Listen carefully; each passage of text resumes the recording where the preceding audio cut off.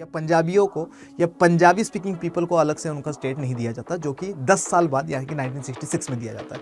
अब वहाँ की क्या प्रॉब्लम थी वो उन लोगों को पता है, ठीक, क्यों उन लोगों को ऐसा लग रहा है ना। लेकिन जहाँ तक हम लोगों को पता चल रहा है कि इन लोगों को हम लोगों ने क्या दे दिया था, कश्मीर वाले लोगों को बहुत ज़्यादा ऑटोनॉमी दे दी थी कि 1951 के बाद, आफ्टर 1951 जितने भी लोग कहाँ पर आए, जितने भी लोग आसाम में घुसे, इन सबको चुनो और बाहर निकालो।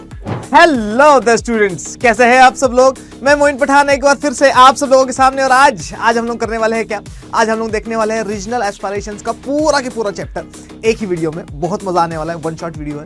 आप सबका स्वागत करता हूं मैं अड्डा 24/7 पर, जो कि आप लोग लेकर आता है बहुत सारे इंपॉर्टेंट एजुकेशन रिलेटेड वीडियोस, बहुत सारे शॉर्ट्स, बहुत सारे नोटिफिकेशंस, बहुत सारे अपडेट्स, और आप सबकी हेल्प करता है आपके एग्जाम में मार्क्स को रेज करवाने में और आपका एग्जाम क्लियर करवाने में। ज़्यादा बड़ी वीडियो नहीं रहने वाली है, बहुत मजा आएगा। लेकिन आप लोगों को इस रीजनल एस्पिरेशंस में हम लोग क्या क्या पढ़ने वाले हैं, हम लोग जम्मू एंड कश्मीर के बारे में देखेंगे, जो कि सबसे ज़्यादा इंपॉर्टेंट है। और सबसे ज़्यादा बच्चे जो है जम्मू एंड कश्मीर के पॉलिटिक्स में फंस जाते हैं, तो ये चीज़ आपकी मैं क्लियर कराऊंगा आज। इसके साथ साथ हम लोग देखने वाले पंजाब के बारे में, मिजोरम के बारे में देखेंगे, नागालैंड के बारे में देखेंगे, थोड़ा सा सिक्किम के बारे में भी देखेंगे, और आसाम का इशू देखेंगे। ठीक है, कहाँ कहाँ पर डिमांड्स उठ रही थी, कहाँ कहाँ पर रीजनल एस्पिरेशंस उठ रहे थे, कहाँ कहाँ पर मिलिटेंसी आई, कहाँ कहाँ पर इंसर्जेंसी आई, कहाँ कहाँ पर बगावत हुई, इन सब चीज़ों के बारे में देखेंगे। और इंडियन गवर्नमेंट ने कैसे कंट्रोल किया इन सबको, उन सबको देखेंगे हम लोग। आइए फटाफट से स्टार्ट करते हैं। देखिए क्या बता रहा है ये, what are we going to study in this chapter. तो ये सारे के सारे टॉपिक्स हम लोग पढ़ने वाले। Region and the nation. 1980s may be seen as a period of rising regional aspirations for autonomy aspirations that concluded in negotiated settlements or accords between the central government and the groups. अब देखो, अगर हम लोग 1980s का time period देखें ना, तो 1980s में जब राजीव गांधी प्राइम मिनिस्टर बनते हैं आफ्टर 1984 ऑफ कोर्स, तो 1984 के बाद हम लोगों को बहुत सारे अकॉर्ड्स देखने को मिलते हैं। जैसे आसाम अकॉर्ड हम लोगों को देखने को मिलता है, मिजो अकॉर्ड देखने को मिलता है हम लोगों को। ठीक है, और क्या मिजोरम बनते हुए भी दिखता है हम लोगों को एज अ स्टेट। तो क्वेश्चन है, पंजाब अकॉर्ड देखने को मिलता है हम लोगों को आफ्टर 1985। तो क्वेश्चन ये है कि सर ये सारी की सारी चीज़ें 1980s में ही क्यों हो रही है। इस वजह से क्योंकि इससे पहले इंडिया की पॉलिटिक्स अलग तरीके से चल रही थी, और अब इंडिया की पॉलिटिक्स जो है वो रीजनल तरीके से चलेगी। रीजनल लीडर्स इमर्ज हो जाएंगे। लोग 30 साल तक, जब से फर्स्ट जनरल इलेक्शंस हुए तब से लेकर अभी तक क्या कर रहे थे, वेट कर रहे थे कि कब हम लोगों को मौका मिलेगा हमारी डिमांड सामने रखने के लिए। और कहीं पर डिमांड जो है बड़ी जल्दी स्टार्ट हो जाएगा। जैसे हम लोग नागालैंड वगैरह के बारे में देखेंगे तो 1951 से ही वो लोग आज़ादी वगैरह मांगने स्टार्ट करेंगे। और हम लोग अगर मिजोरम वगैरह को देखें तो 1959 के आसपास से वो लोग क्या करेंगे, आज़ादी मांगना स्टार्ट करेंगे। लेकिन पंजाब को भी देखेंगे हम लोग 1972 1973 के आसपास से वो लोग क्या करेंगे, खालिस्तान बनने की बात करना स्टार्ट करेंगे। लेकिन क्वेश्चन ये है कि सर ये रीजनल एस्पायरेशंस आते क्यों है। रीजनल एस्पायरेशन डेमोक्रेसी का ही पार्ट है। ठीक है, और जैसे मैं हमेशा बोलता हूँ कि नेशन बिल्डिंग एक प्रोसेस है, और नेशन बिल्डिंग जो है एक बार में ख़त्म नहीं होता है। नेशन बिल्डिंग के लिए हम लोगों को बार बार प्रयास करना पड़ता है।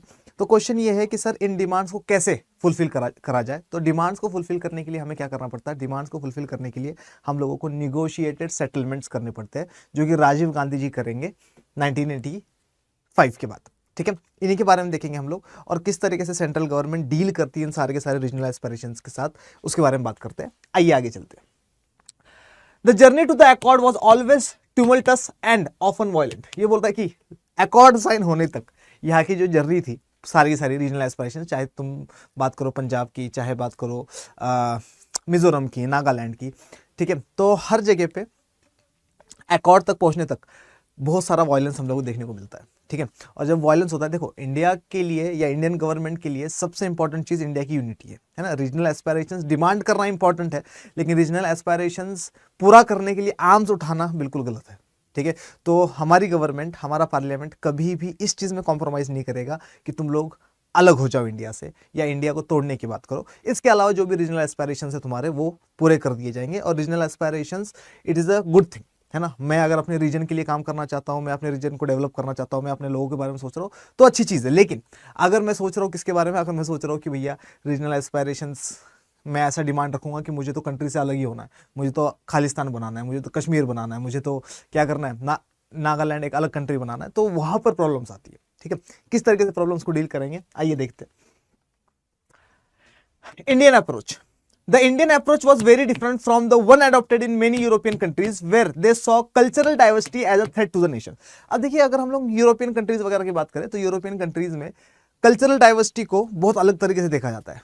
वो लोग देखते हैं कि अगर कल्चरल डाइवर्सिटी हो तो भैया कंट्री के टूटने का, पार्टीशन होने का, सिविल वॉर होने का बहुत ज़्यादा चांसेस होते हैं। लेकिन अगर इंडिया की बात करें तो इंडिया देखती है कि कल्चरल डाइवर्सिटी की वजह से हम लोग और भी ज़्यादा स्ट्रांग होते हैं। जैसे हम लोगों ने challenges of the nation building में देखा कि लैंग्वेज के बेसिस पे स्टेट बनाने के बाद इंडिया वाले और भी ज़्यादा इंडियंस हो गए, है ना, और ज़्यादा यूनिटी आ गई, और ज़्यादा स्ट्रांग हो गए, जो कि हम लोग सोचते थे कि स्टेट्स बनने के बाद आपस में लड़ेंगे, ऐसा कुछ नहीं हुआ। ठीक है, उसी तरीके से इंडिया क्या करती है, कल्चरल डाइवर्सिटी को एक्सेप्ट करती है और ये मानती है कि भैया अलग अलग डाइवर्सिटी वाले लोग इकट्ठा रह सकते हैं एक ही नेशन के फ्लैग के अंडर में। ठीक है, आगे आते हैं। India adopted a democratic approach to the question of diversity that allows the political expressions of regional aspirations and does not look upon them as anti-national। तो ये बोल रहा है कि इंडिया क्या कर रहा है, इंडिया कल्चरल डाइवर्सिटी को एक्सेप्ट कर रहा है और इंडिया सारे के सारे लोगों को कह रहा है कि भैया रीजनल एस्पिरेशन करना बिल्कुल सही है। तो अपने रीजन के लिए डिमांड करना, अपने रिलीजन के लिए डिमांड करना, अपनी कम्युनिटी के लिए डिमांड करना, अपने ट्राइब के लिए डिमांड करना सही है। ठीक है, ऑटोनॉमी मांगना सही है, लेकिन नेशन से अलग होने की बात नहीं करनी है। ठीक है, आगे आते हैं। Sometimes the concern for national unity may overshadow the regional needs and aspirations। अब देखो क्या होता है, मान लो मुझे क्या करना है, अपने एरिया में मुझे ऑटोनॉमी चाहिए। ऑटोनॉमी का मतलब क्या होता है, सिंपल सा सेल्फ रूल, कि ये मेरा एरिया, मेरे एरिया में बाहर का कोई बंदा आकर रूल ना करे। मैं चाहता हूँ कि मेरे एरिया में मेरा रूल रहे, मेरे लोगों का रूल रहे और फायदा भी मेरे लोगों का रहे। ठीक है, जैसे एग्जाम्पल के तौर पर मैं हमेशा महाराष्ट्र का एग्जाम्पल देता हूँ कि महाराष्ट्र में एक नेता है जिनका नाम राज ठाकरे था। उन्होंने आवाज़ उठाई थी मराठी मानूस की, कि यूपी से, बिहार से, मध्य प्रदेश से, इंडिया के अलग अलग कोनों से लोग महाराष्ट्र में आते हैं because Maharashtra is more developed, और यहाँ पर आकर महाराष्ट्र के लोगों की अपॉर्चुनिटीज़, एम्प्लॉयमेंट वगैरह छीन जाते हैं। तो सबसे पहले अपॉर्चुनिटीज़, सबसे पहले एम्प्लॉयमेंट वगैरह महाराष्ट्र के लोगों को मिलनी चाहिए, मराठी पीपल को मिलना चाहिए और बाकियों को नहीं मिलना चाहिए। ठीक है, और उसमें ही उन्होंने एक बात और कही थी कि कल के को महाराष्ट्र अगर इंडिया से अलग होता है तो इसमें आप लोगों को प्रॉब्लम नहीं होनी चाहिए अगर आप लोग इसको कंट्रोल नहीं कर सकते तो देखो, रीजनल एस्पिरेशन जहाँ तक है वो तो ठीक है, लेकिन जब ये रीजनल एस्पिरेशन नेशनल यूनिटी को खतरा बन जाता है तब प्रॉब्लम आ जाती है। हालांकि ऐसा कुछ हुआ नहीं महाराष्ट्र में, लेकिन क्या, एक डिमांड उठी थी। उसी तरीके से डिमांड उठेगी आसाम में, उसी तरीके से डिमांड उठेगी नागालैंड में, मिजोरम में, कश्मीर में और पंजाब में। उसके बारे में हम लोग बात करने वाले हैं, आइए जरा देखते हैं। Eight other times a concern for region alone may blind us to the larger needs of the nation। तो ये क्या बोल रहा है, एक तरफ तो क्या होता है, कई बार रीजन की बात हम लोग इतना ज्यादा करने लग जाते हैं कि हम लोगों को नेशन नहीं दिखता है। और दूसरी तरफ ये क्या बता रहा है, दूसरी तरफ ये बता रहा है कि कई बार रीजन की नीड्स जो है वो नेशनल यूनिटी को खतरा बनता है। तो दोनों चीजें हमारे लिए ठीक नहीं है। सबसे सर्वोपरि हमारे लिए जो होना चाहिए वो नेशनल यूनिटी होनी चाहिए।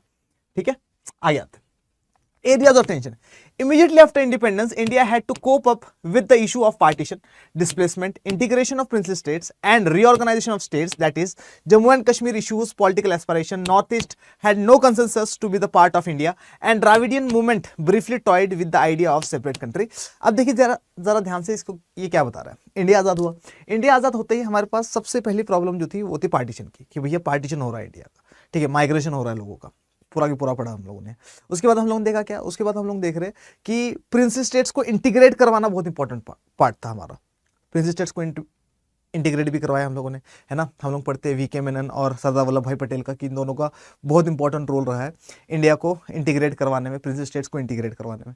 फिर हम लोग तीसरी बात जो देखते हैं वो ये देखते हैं कि रीजनल एस्पायरेशंस उठनी स्टार्ट हो जाती है जम्मू एंड कश्मीर से, पंजाब से और साउथ इंडिया से भी। साउथ इंडिया में द्राविडियन मूवमेंट चलता है और द्राविडियन मूवमेंट भी जो है वो एक तरीके से शो करता है कि इन लोगों का भी एस्पायरेशन क्या है, अलग से एक कंट्री बनाने का है, एक द्राविडियन कंट्री बनाने का है, जो कि आप लोगों को अपने आप को, साउथ इंडियंस जो है अपने आप को रियल इंडियंस कहते हैं और उनका नॉर्थ इंडिया से कल्चर वगैरह नहीं मिलता। ठीक है, और नॉर्थ ईस्ट वाले तो मान ही नहीं रहे कि भैया हम लोग इंडिया का पार्ट है। ठीक है, तो इन सब चीज़ों को कैसे डील करें उसके बारे में बात करते हैं, आइए आगे। The issue of Jammu and Kashmir was not only a conflict between India and Pakistan, but it was a question of the political aspirations of the people of Kashmir Valley। ये बोल रहा है कि कश्मीर इतना बड़ा मुद्दा क्यों है। सबसे पहली चीज़ तो कश्मीर एक टूरिस्ट प्लेस है, इंडिया भी हथियाना चाहता है, पाकिस्तान भी हथियाना चाहता है, और कश्मीर वाले लोग चाहते हैं कि भैया इसको आज़ाद कर दिया जाए, इसको क्या कर दिया जाए, एक सेपरेट कंट्री बना दिया जाए। और हमेशा से इनका यही कहना था कि जम्मू एंड कश्मीर को एक अलग से कंट्री बना दो। ठीक है, लेकिन ये सिर्फ इंडिया और पाकिस्तान के बीच का मुद्दा नहीं है, ये मेनली मुद्दा है किसका, कश्मीरियों का।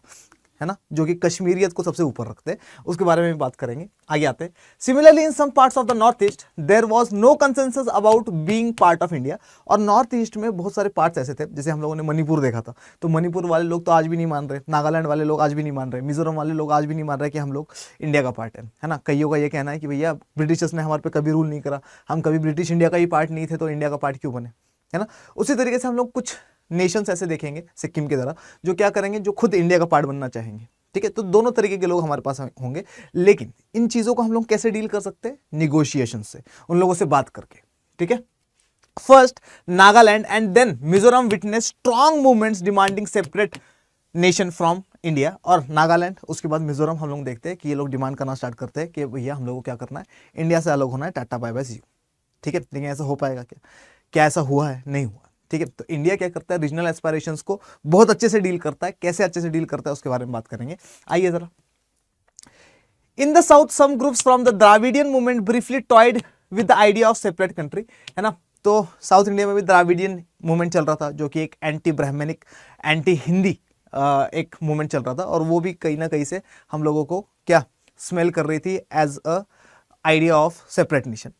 हालांकि ऐसा कुछ हुआ नहीं, लेकिन लग रहा था कि ऐसा कुछ हो सकता था। In the north there were strong pro Hindi agitations demanding that Hindi be made the official language immediately. और नॉर्थ इंडिया में क्या था, अब नॉर्थ इंडिया में ऑलमोस्ट जो 7-8 स्टेट्स है वो सारे के सारे हिंदी लैंग्वेज में ही बात करते हैं। ऑफकोर्स डायलेक्ट सबके अलग अलग है, लेकिन ये सारे के सारे लोग क्या कह रहे थे कि भैया हिंदी लैंग्वेज को क्या बना दिया जाए, हिंदी लैंग्वेज को इंडिया की नेशनल लैंग्वेज बना दिया जाए। और इसी वजह से द्राविडियन मूवमेंट जो है वो एक एंटी हिंदी मूवमेंट था, जो कह रहा था कि भैया हम तो हिंदी ना पढ़ेंगे ना लिखेंगे, ना हम लोग हिंदी को हमारी ऑफिशियल लैंग्वेज मानेंगे, ठीक है। इसी वजह से हमारे कॉन्स्टिट्यूशन में हम लोग देखते हैं कि 22 अलग अलग कॉन्स्टिट्यूशनल लैंग्वेजेस है, किसी एक लैंग्वेज को हम लोगों ने ऑफिशियल लैंग्वेज नहीं बनाया है, और हर स्टेट की ऑफिशियल लैंग्वेज अलग होती है, ठीक है। आगे आते हैं। From the late 1950s people speaking the Punjabi language started agitating for a separate state for themselves.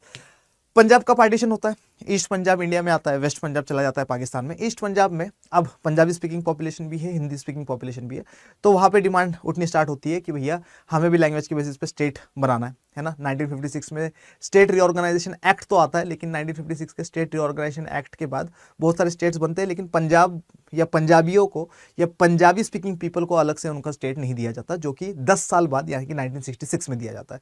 तो 1966 में हरियाणा, पंजाब और हिमाचल प्रदेश, 2 स्टेट्स और एक यूनियन टेरिटरी अलग हो जाती है। हिमाचल प्रदेश को पहले यूनियन टेरिटरी बना दिया गया था, और पंजाब और Haryana on the basis of language बांट दिए गए थे, पंजाबी स्पीकिंग के लिए पंजाब और हिंदी स्पीकिंग पीपल के लिए हरियाणा, ठीक है।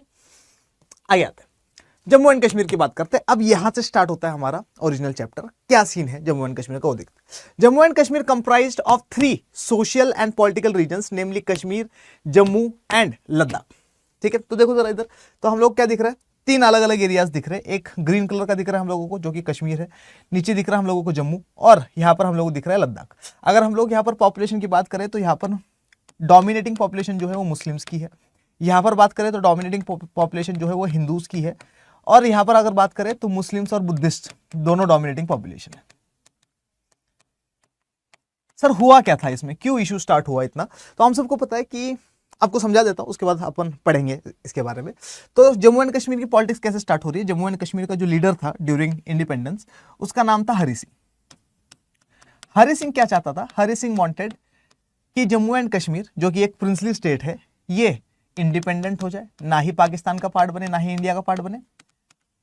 इंडियन गवर्नमेंट गई भी थी कि इंस्ट्रूमेंट ऑफ एसेशन साइन कर लो हमारे साथ, नहीं माने हरि सिंह। और हरि सिंह क्योंकि नहीं माने, इन्होंने इंडिपेंडेंट कंट्री बनाने की बात करी, ठीक है। लेकिन ये चीज पसंद नहीं थी कश्मीर वाले लोगों को, ठीक है। खास करके कश्मीर का एक लीडर जिसका नाम था Sheikh Abdullah. Sheikh Abdullah was a secular leader. क्या थे ये, he was a secular leader. इनकी एक पॉलिटिकल पार्टी है जिसका नाम है नेशनल कॉन्फ्रेंस, जिसका नाम है नेशनल कॉन्फ्रेंस। और इनका कहना है कि भैया देखो ऐसा है, दुनिया भर में डेमोक्रेसी आ रही है और हमें भी डेमोक्रेसी ही चाहिए। कश्मीर एक अलग कंट्री बने, ठीक है, कश्मीर मतलब जम्मू एंड कश्मीर लद्दाख पूरा, ठीक है, ये एक अलग कंट्री बने, और हमें मोनार्की से छुटकारा पाले हम लोग, यानी कि हम लोगों को हरि सिंह का रूल नहीं चाहिए, ठीक है। शेख अब्दुल्ला, अच्छा देखो, शेख अब्दुल्ला नेशनल कॉन्फ्रेंस के लीडर है, सेक्युलर लीडर है, क्या चाहते हैं, डेमोक्रेसी लाना चाहते हैं, क्योंकि दुनिया भर में डेमोक्रेसी आ रही है, और इन्होंने, ये सारे के सारे कश्मीरियों ने कश्मीरियत को सबसे ज्यादा इंपॉर्टेंस दी थी। कश्मीरियत को सबसे ज्यादा इंपॉर्टेंस देने का मतलब क्या है कि इन लोगों के लिए हिंदूज, मुस्लिम्स, सिख, बुद्धिस्ट ये मायने ही नहीं रखते। ये लोग कहते हैं कि भैया कश्मीरियत वाले लोग, कश्मीरियत है ना, यानी कि कश्मीरी लोगों का इंपॉर्टेंस होना चाहिए और कश्मीर को एक अलग कंट्री बना दिया जाए। समझ में आ गया? चलो ठीक है, यहां तक बात हो गई है ना। हरि सिंह नहीं मानते, हरि सिंह जो है कहते हैं हम लोगों को इंडिपेंडेंट कंट्री बनाना है, ठीक है। लेकिन साइड में एक खतरनाक कंट्री भी है, गरीब कंट्री है लेकिन इन लोगों के लिए खतरनाक भी है, ठीक है। क्या नाम है उसका? पाकिस्तान। पाकिस्तान हमेशा से क्या डिमांड करता था? पाकिस्तान हमेशा से डिमांड करता था कश्मीर के बारे में। पी से पंजाब चाहिए, ए से अफगानिस्तान चाहिए, के से क्या चाहिए था इसको? कश्मीर। और कश्मीर इसको दिया नहीं गया था। क्यों नहीं दिया गया था इसको? क्योंकि प्रिंसली स्टेट था, और प्रिंसली स्टेट का रूलर डिसाइड करेगा कि उसको इंडिया के साथ जाना है, पाकिस्तान के साथ जाना है, या फिर आजाद होना है, इंडिपेंडेंट होना है। तो हरि सिंह ने डिसाइड किया कि इंडिपेंडेंट होना है। ये चीज पाकिस्तान को पसंद नहीं आएगा, ठीक है। IS सिंध का उल्टा है और तान बलूचिस्तान का तान है, ठीक है। तो अब सीन क्या है, पाकिस्तान क्या करेगा? जैसे ही इंडिया आजाद हो जाएगा 1947 में, इंडिया पाकिस्तान दोनों आजाद हो जाएंगे अगस्त 1947 में, अक्टूबर में जो यहां पर रहने वाली ट्राइब्स है, पाकिस्तान वाले रीजन में यहां पर रहने वाली जो ट्राइब्स है, इनको पाकिस्तानी आर्मी क्या करेगी? उकसाएगी, इनको ट्रेन करेगी और इनको भिजवाएगी यहां पर। इन लोगों को क्या कहना था? इन लोगों को कहना था कि भैया कश्मीर में मेनली पॉपुलेशन जो रहती है वो मुस्लिम पॉपुलेशन रहती है, और इसी वजह से हम लोगों को क्या चाहिए? ये वाला एरिया पूरा की पूरा चाहिए, ठीक है। 1947 में अक्टूबर में इन्फिल्ट्रेशन होता है, ठीक है, लड़ाई होती है, और पाकिस्तान जो है ये वाला एरिया इंडिया से छीन लेता है। ये वाला एरिया लगभग ये वाला एरिया लगा लो आप लोग कि ऐसे वाला एरिया छीन लेता है, और इस वाले एरिया को अब बोला जाएगा पाकिस्तान ऑक्यूपाइड कश्मीर, POK, ठीक है। कैसे बोला जाएगा पाकिस्तान ऑक्यूपाइड कश्मीर, उसके बारे में बात करते हैं। अच्छा, होता क्या जब ये इन्फिल्ट्रेटर्स जाते, ठीक है, तो 1947 की अक्टूबर की जो वॉर थी वो इतनी बड़ी वॉर नहीं थी, इसी वजह से इसको प्रॉक्सी वॉर भी बोला जाता है, ठीक है। इसमें क्या हुआ? यहाँ के ट्राइब्स को उकसाया गया, ये ट्राइब्स चली गई और ट्राइब्स ने वहां पर लड़ाई वगैरह करना स्टार्ट कर दी। हरि सिंह रूलर था, हरि सिंह क्या करेगा? अपने सोल्जर्स को बोलेगा अटैक करने के लिए, सोल्जर्स कमज़ोर पड़ जाएंगे, हरि सिंह हारने लग जाएगा, और ये जो पाकिस्तानी ट्राइब्स वाले लोग थे या आर्मी वाले लोग थे, ये लोग जितना स्टार्ट करेंगे, और ये वाला एरिया जो है वो इंडिया से छीन लेंगे, ये वाला एरिया, ठीक है, जिसको हम लोग POK बोलेंगे आगे जाकर। होता क्या है, हरि सिंह को लग रहा है कि भैया मैं हार रहा हूँ। हरि सिंह आता है अब इंडियन गवर्नमेंट के पास, और इंडियन गवर्नमेंट को आगे कहता है कि भैया देखो ऐसा है, मुझे चाहिए तुम्हारी हेल्प, ठीक है, ताकि मैं इन पाकिस्तानियों को बाहर हटाऊं। इंडियन गवर्नमेंट कहती है हेल्प चाहिए, बिल्कुल हेल्प करेंगे। मिलिट्री हेल्प चाहिए, मिलिट्री हेल्प करेंगे। फाइनेंशियल हेल्प चाहिए, फाइनेंशियल हेल्प करेंगे, लेकिन बदले में ये डॉक्यूमेंट है, इसको साइन करना पड़ेगा। कह रहा कौन सा डॉक्यूमेंट है? हम लोगों ने कहा कुछ नहीं, बस छोटा सा डॉक्यूमेंट है, IOA, इंस्ट्रूमेंट ऑफ एसेशन, इसके ऊपर साइन करो, इंडिया का पार्ट बन जाओ, ठीक है। हरि सिंह कुछ कर नहीं सकता था, हरि सिंह ने क्या कर दिया? इंस्ट्रूमेंट ऑफ एसेशन पे साइन कर दिया। इसका मतलब इंस्ट्रूमेंट ऑफ एसेशन पे साइन करने के अकॉर्डिंग अब पूरा की पूरा जम्मू एंड कश्मीर किसका पार्ट है? इंडिया का। अब इंडियन गवर्नमेंट घुस जाती है, सॉरी इंडियन आर्मी घुस जाती है, और इंडियन आर्मी और पाकिस्तानी आर्मी के बीच में लड़ाई हो रही है, ठीक है। अब सीन क्या हुआ यहाँ पर? अब लड़ाई हो रही है, अभी अभी आज़ाद हुए, पार्टीशन की भी प्रॉब्लम्स है, बहुत सारी प्रॉब्लम्स है। इस टाइम पीरियड में हमारे जो प्रधानमंत्री है उनका नाम है पंडित जवाहरलाल नेहरू। पंडित जवाहरलाल नेहरू पहुंच जाते हैं यूनाइटेड नेशंस में। यूनाइटेड नेशंस में बैठा हुआ है ट्रैकविली, ठीक है, secretary general of United Nations. United Nations में जाकर बोला जाता है कि भैया क्या करो, इसको एंड करवाओ भैया लड़ाई को, पाकिस्तान को बोलो कि भैया क्या इंस्ट्रूमेंट ऑफ एसेशन जो है ये साइन हो चुका है और अब कश्मीर जो है इंडिया का पार्ट है। पाकिस्तान दूसरी तरफ मानने के लिए रेडी नहीं है, ठीक है, क्योंकि पाकिस्तान का ये कहना है कि लोगों से पूछो और लोगों से वोटिंग वगैरह कराओ, एक्सेट्रा एक्सेट्रा। तो होता क्या है, अप्रैल 1948 की बात है। अप्रैल 1948 में यूनाइटेड नेशंस कहता है सीज फायर। क्या कहता है? सीज फायर करो, और अब जो एरिया जिसके पास है वो एरिया उसी के पास रहेगा। ये वाला एरिया POK कहलाया, पाकिस्तान ऑक्यूपाइड कश्मीर कहलाया, और ये बाकी वाला एरिया IOK कहलाया, यानी कि इंडियन ऑक्यूपाइड कश्मीर कहलाया, ठीक है। ये जो पाकिस्तान ऑक्यूपाइड कश्मीर है इसी को पाकिस्तानी जो है वो आजाद कश्मीर भी कहते हैं, आजाद कश्मीर भी, ठीक है। अच्छा, शेख अब्दुल्ला का क्या कहना है? शेख अब्दुल्ला का कहना है कि भैया हम लोगों को एक इंडिपेंडेंट कंट्री बननी है, शेख अब्दुल्ला अपनी डिमांड रखता है यूनाइटेड नेशंस के सामने। अब जब सारी की सारी बात चल रही है तो यूनाइटेड नेशंस क्या कहता है, 3 चीजें कहता है। पहली चीज कहता है यूनाइटेड नेशंस कि यहाँ पर जितने भी ट्राइबल इन्फिल्ट्रेटर्स आए थे इन सबको बाहर निकाला जाए, ठीक है। इंडियन आर्मी को बोला गया कि तुम्हारे जितने भी ट्रूप्स यहाँ पर घुसे हैं उनको पीछे लाया जाए, और फिर यहाँ पर क्या होगा, एक प्लीबीसाइट होगा। क्या होगा, प्लीबीसाइट होगा, और इस प्लीबीसाइट के अकॉर्डिंग डिसाइड किया जाएगा। प्लीबीसाइट का मतलब वोटिंग होगी यहाँ पर, ठीक है। कौन वोट करेगा, कश्मीर वाले लोग वोट करेंगे कि भैया उनको क्या करना है, उनको इंडिया में जाना है, पाकिस्तान में जाना है, या इंडिपेंडेंट होना है, ठीक है। लेकिन ऐसे ये प्लीबीसाइट कभी नहीं हुआ। क्वेश्चन है कि सर प्लीबीसाइट क्यों नहीं हुआ। इंडिया कहता है कि भैया ये ट्राइबल इन्फिल्ट्रेटर्स वापस नहीं गए, ठीक है, जिसकी वजह से हम लोगों ने हमारे ट्रूप्स कभी हटाए नहीं, जिसकी वजह से प्लीबीसाइट कभी हुआ नहीं, वोटिंग कभी नहीं हुई, ठीक है। शेख अब्दुल्ला इंडियन गवर्नमेंट के साथ बात करता है। अच्छा, शेख अब्दुल्ला और नेहरू जी जो है अच्छे दोस्त हैं, बहुत अच्छे दोस्त हैं, ठीक है। शेख अब्दुल्ला यहाँ पर इलेक्शंस वगैरह लड़ते हैं, और यहाँ के क्योंकि कश्मीर को एक स्पेशल स्टेट बना दिया जाता है। क्या बना दिया जाता है, एक स्पेशल स्टेट बना दिया जाता है according to article 370 of the Indian constitution, article 370 के तहत, और आर्टिकल 35A के तहत क्या कर दिया जाता है, कश्मीर को, जम्मू एंड कश्मीर को एक स्पेशल स्टेट बना दिया जाता है, ठीक है। यहाँ पर कोई जाकर ज़मीन खरीद नहीं सकता, यहाँ पर कोई जाकर क्या नहीं कर सकता है। इनका फ्लैग अलग होता था, एंथम अलग होता था, सॉन्ग अलग होते थे, एक्सेट्रा एक्सेट्रा, बहुत सारी चीज़ें, ठीक है।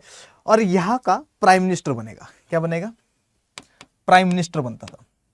तो पेपर में क्वेश्चन आता है कि सबसे पहला प्राइम मिनिस्टर कौन बना जम्मू एंड कश्मीर का। तो जम्मू एंड कश्मीर का सबसे पहला प्राइम मिनिस्टर बना Sheikh Abdullah, who became the first prime minister. Sheikh Abdullah became the first prime minister.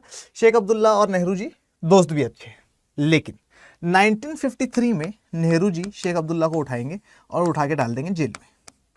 Question है कि सर नेहरू जी शेख अब्दुल्ला को उठा के जेल में क्यों डाल रहे हैं 1953 में। तो इस वजह से डाला जा रहा है क्योंकि शेख अब्दुल्ला क्या कर रहे हैं, शेख अब्दुल्ला को लग रहा है कि भैया 1953 आ गया है और अभी तक कश्मीर को ना ग्रेटर ऑटोनॉमी मिली है, ना सेल्फ रूल मिला है हम लोगों को, और ना ही कश्मीर एक आज़ाद कंट्री अभी तक हुआ है। तो हम लोगों को पाकिस्तान से भी छुटकारा चाहिए, इंडिया से भी छुटकारा चाहिए। और इसी वजह से शेख अब्दुल्ला ने क्या कर दिया, शेख अब्दुल्ला ने बात करनी स्टार्ट कर दी थी। यूनाइटेड नेशन से तो कर ही रहे थे, और उसके साथ साथ चाइना से हेल्प मांग रहे हैं कि भैया हमारी हेल्प करो और हम लोगों को आज़ाद कंट्री बनी, ठीक है। अब ये एंटी नेशनल हो गया।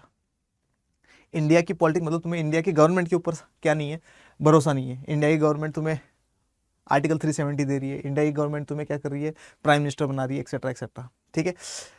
तो नेहरू जी क्या करते हैं, नेहरू जी उठा के इनको जेल में डाल देते हैं। तो 1953 से लेकर 1964 तक ये जेल में रहेंगे, फिर 1964 से लेकर 1968 तक भी ये जेल में रहेंगे। क्लियर है, ठीक है, 2 बार ये जेल में रहेंगे। मतलब कश्मीर का सबसे पॉपुलर लीडर जो है वो क्या है, अब जेल में। स्टार्टिंग की पॉलिटिक्स समझ में आ गई, कश्मीर में क्या चल रहा है। शेख अब्दुल्ला लीडर है, Sheikh Abdullah first prime minister of Pakistan, first prime minister of Kashmir भी है, और first prime minister of Kashmir होने के बाद अब क्या है, उनको उठा के जेल में डाल दिया गया, ठीक है। अच्छा, कश्मीर का सबसे पॉपुलर लीडर हो गया। नेशनल कॉन्फ्रेंस जो कि शेख अब्दुल्ला की पॉलिटिकल पार्टी है, इसका लीडर कौन था, शेख अब्दुल्ला था, लेकिन ये तो जेल में, ठीक है। अब क्या है, अब दोबारा से इलेक्शंस होने वाले हैं 1965 में। कब इलेक्शंस होने वाले हैं, 1965 में। 1965 में इलेक्शंस होने वाले हैं, लेकिन 1965 के इलेक्शंस में शेख अब्दुल्ला नहीं है, क्योंकि शेख अब्दुल्ला तो जेल में। इंडियन नेशनल कांग्रेस बात करती है किसके साथ, नेशनल कॉन्फ्रेंस के साथ, और इनको कहती है कि भैया देखो, एक बात बहुत अच्छे से बात सुनो हमारी, कि इंडियन नेशनल कांग्रेस और नेशनल कॉन्फ्रेंस दोनों गठबंधन कर लेते हैं, ठीक है।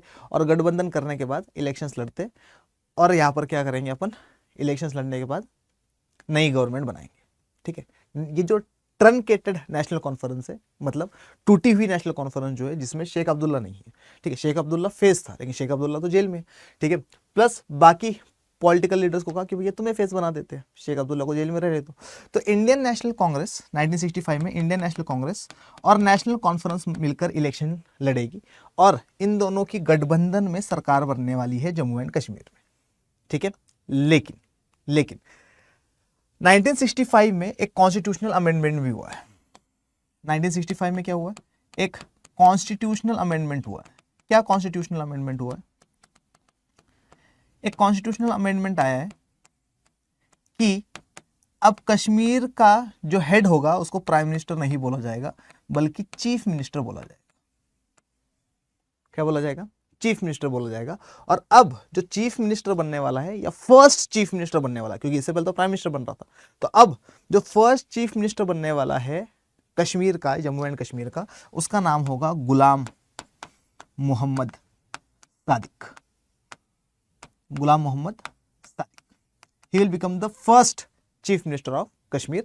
क्वेश्चन आता है कि सर गुलाम मोहम्मद सादिक कौन से पॉलिटिकल पार्टी से, तो ये इंडियन नेशनल कांग्रेस से। Clear?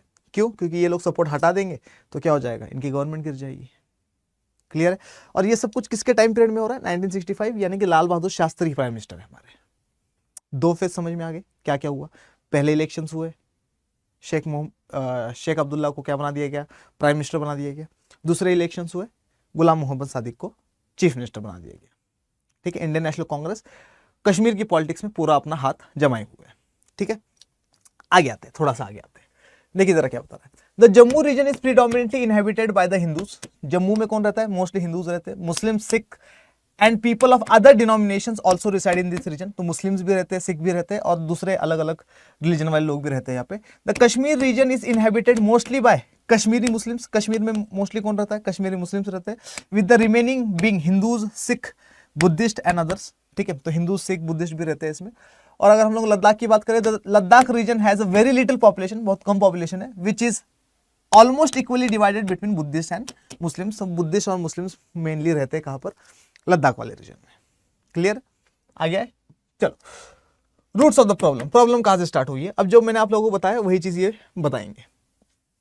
Before 1947 Jammu and Kashmir was a princely state. तो 1947 से पहले प्रिंसली स्टेट था ये, हरी सिंह का रूल था यहाँ पर। ठीक है, अब देखो ये वाला रीजन 1947 अक्टूबर में ये लोग छीन लेंगे और इसी को बोला जाएगा आज़ाद कश्मीर। ठीक है, और पाकिस्तान ने ये वाला एरिया जो है ये किसको दे रखा है? चाइना को दे रखा है, और ये वाला एरिया ऑलरेडी चाइना के पास है, अक्सई चीन वाला। ठीक है, आगे आते। तो हमारे पास मेनली जो जम्मू एंड कश्मीर है वो यही है। आगे आते। It's ruler Maharaja Hari Singh want to have an independent status for his state.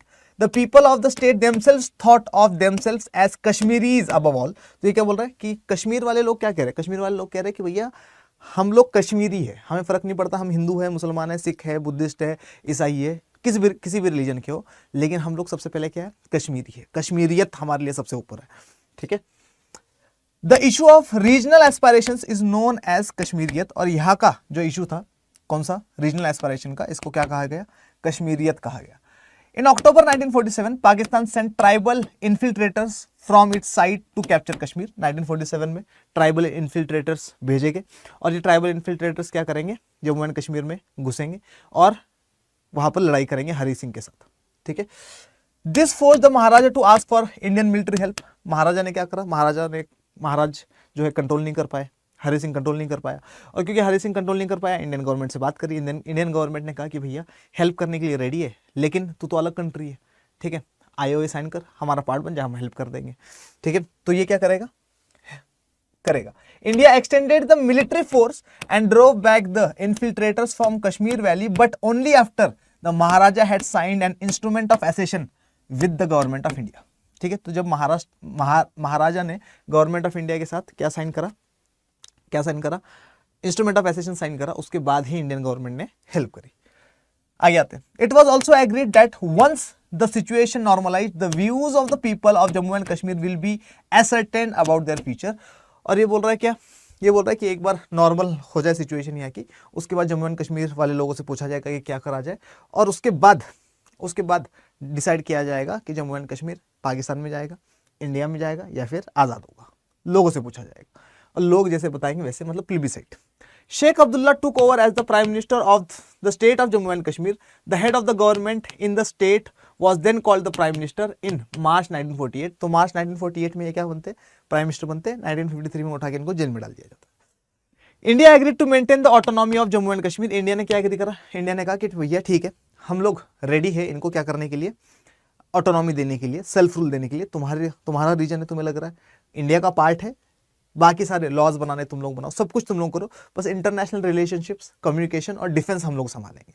International relationships यानी कि फॉरेन पॉलिसी, कम्युनिकेशन और क्या डिफेंस, वो हम लोग संभालेंगे। बाकी सारी की सारी चीजें दे दी किसको?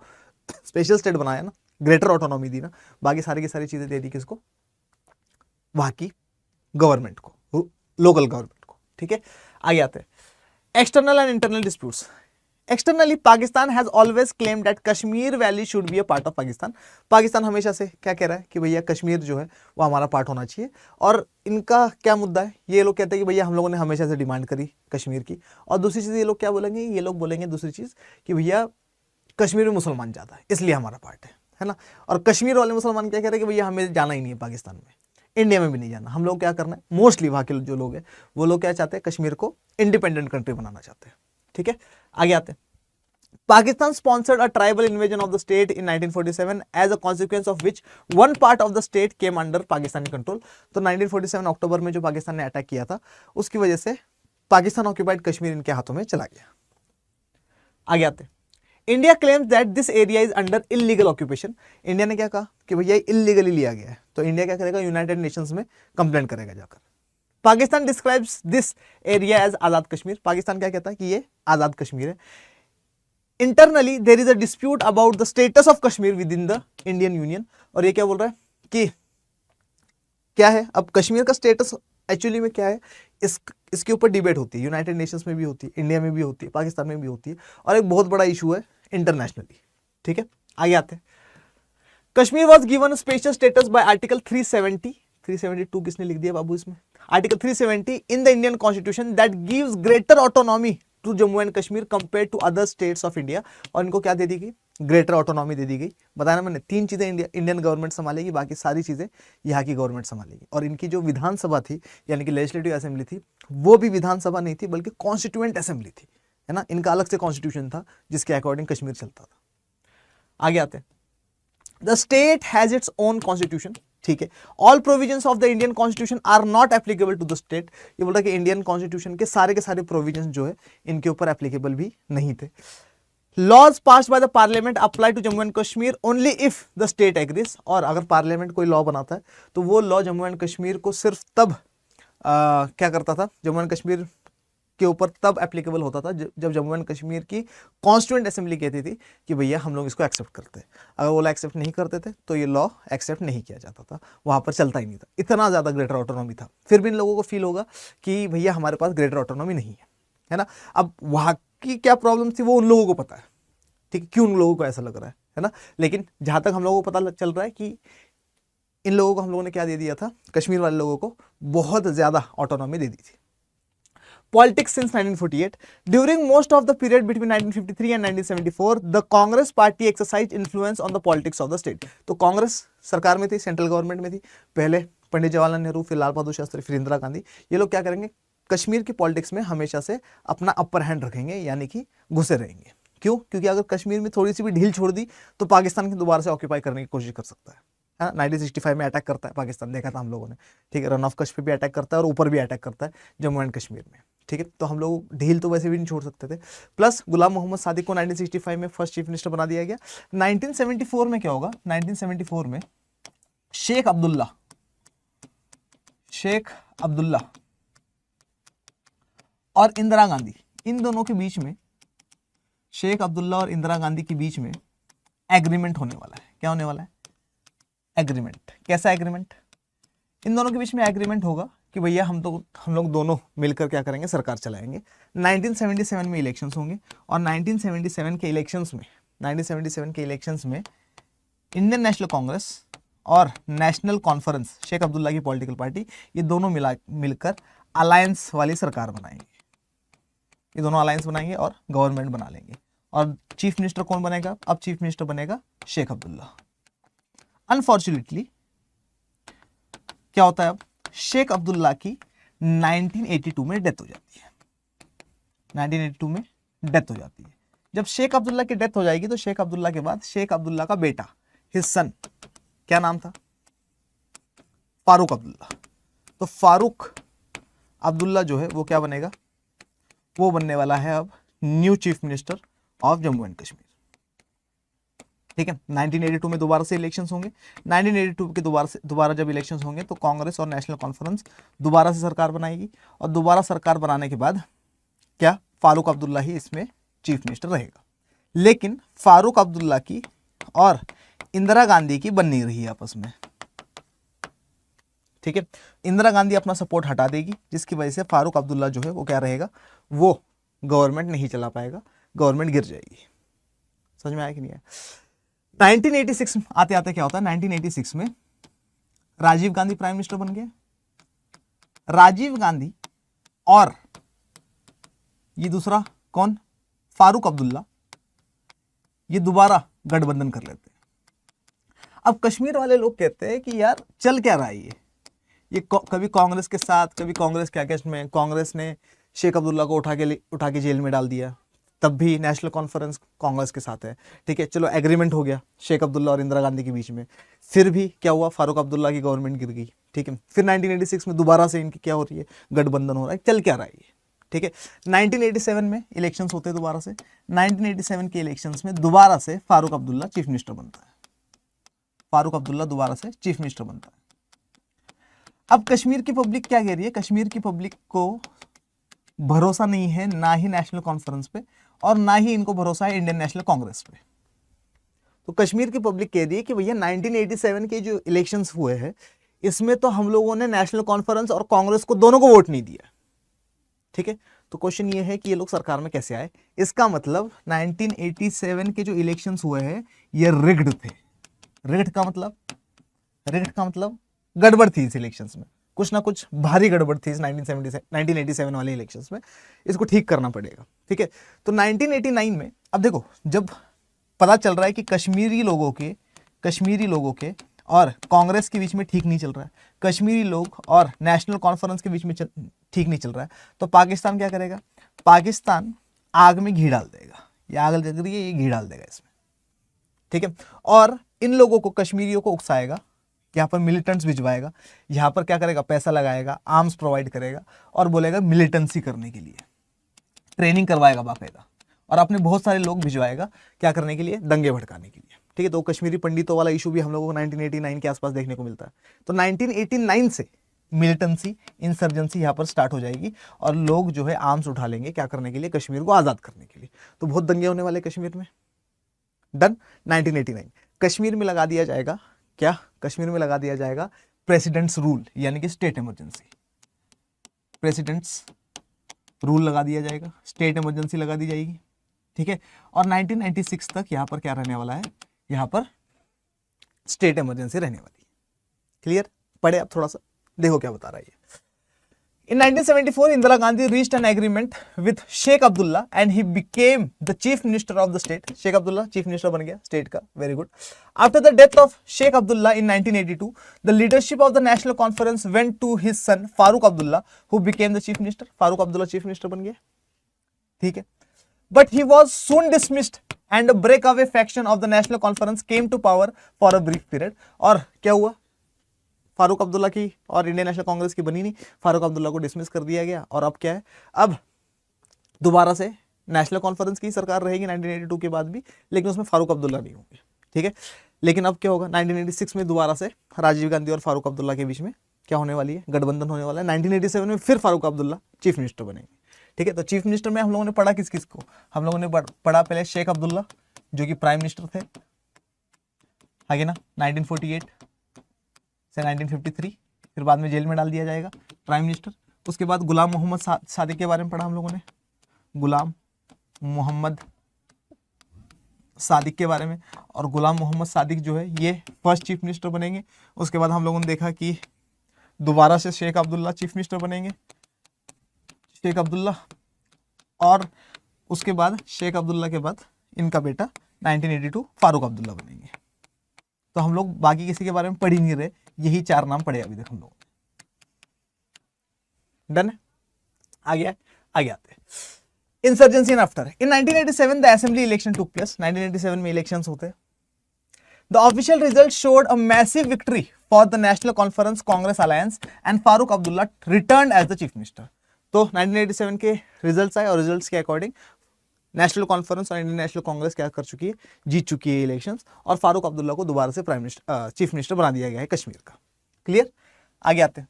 But it was widely believed that the results did not reflect popular choice. और लोग क्या कह रहे हैं कि भैया हम लोगों ने तो वोट ही नहीं दिया, and the entire election process was rigged. और लोग कह रहे हैं कि भैया ये जो इलेक्शंस है ये बिल्कुल भी ठीक नहीं है, गड़बड़ है कुछ ना कुछ, ठीक है। By 1989, the state had come in the grip of a militant movement mobilized around the cause of a separate Kashmir nation. The insurgents got moral, material and military support from Pakistan. और पाकिस्तान ने आग में घी डाल दिया, militancy वहाँ पर start करवा दी, अपने लोगों को भेजा, ट्राइब्स को भेजा।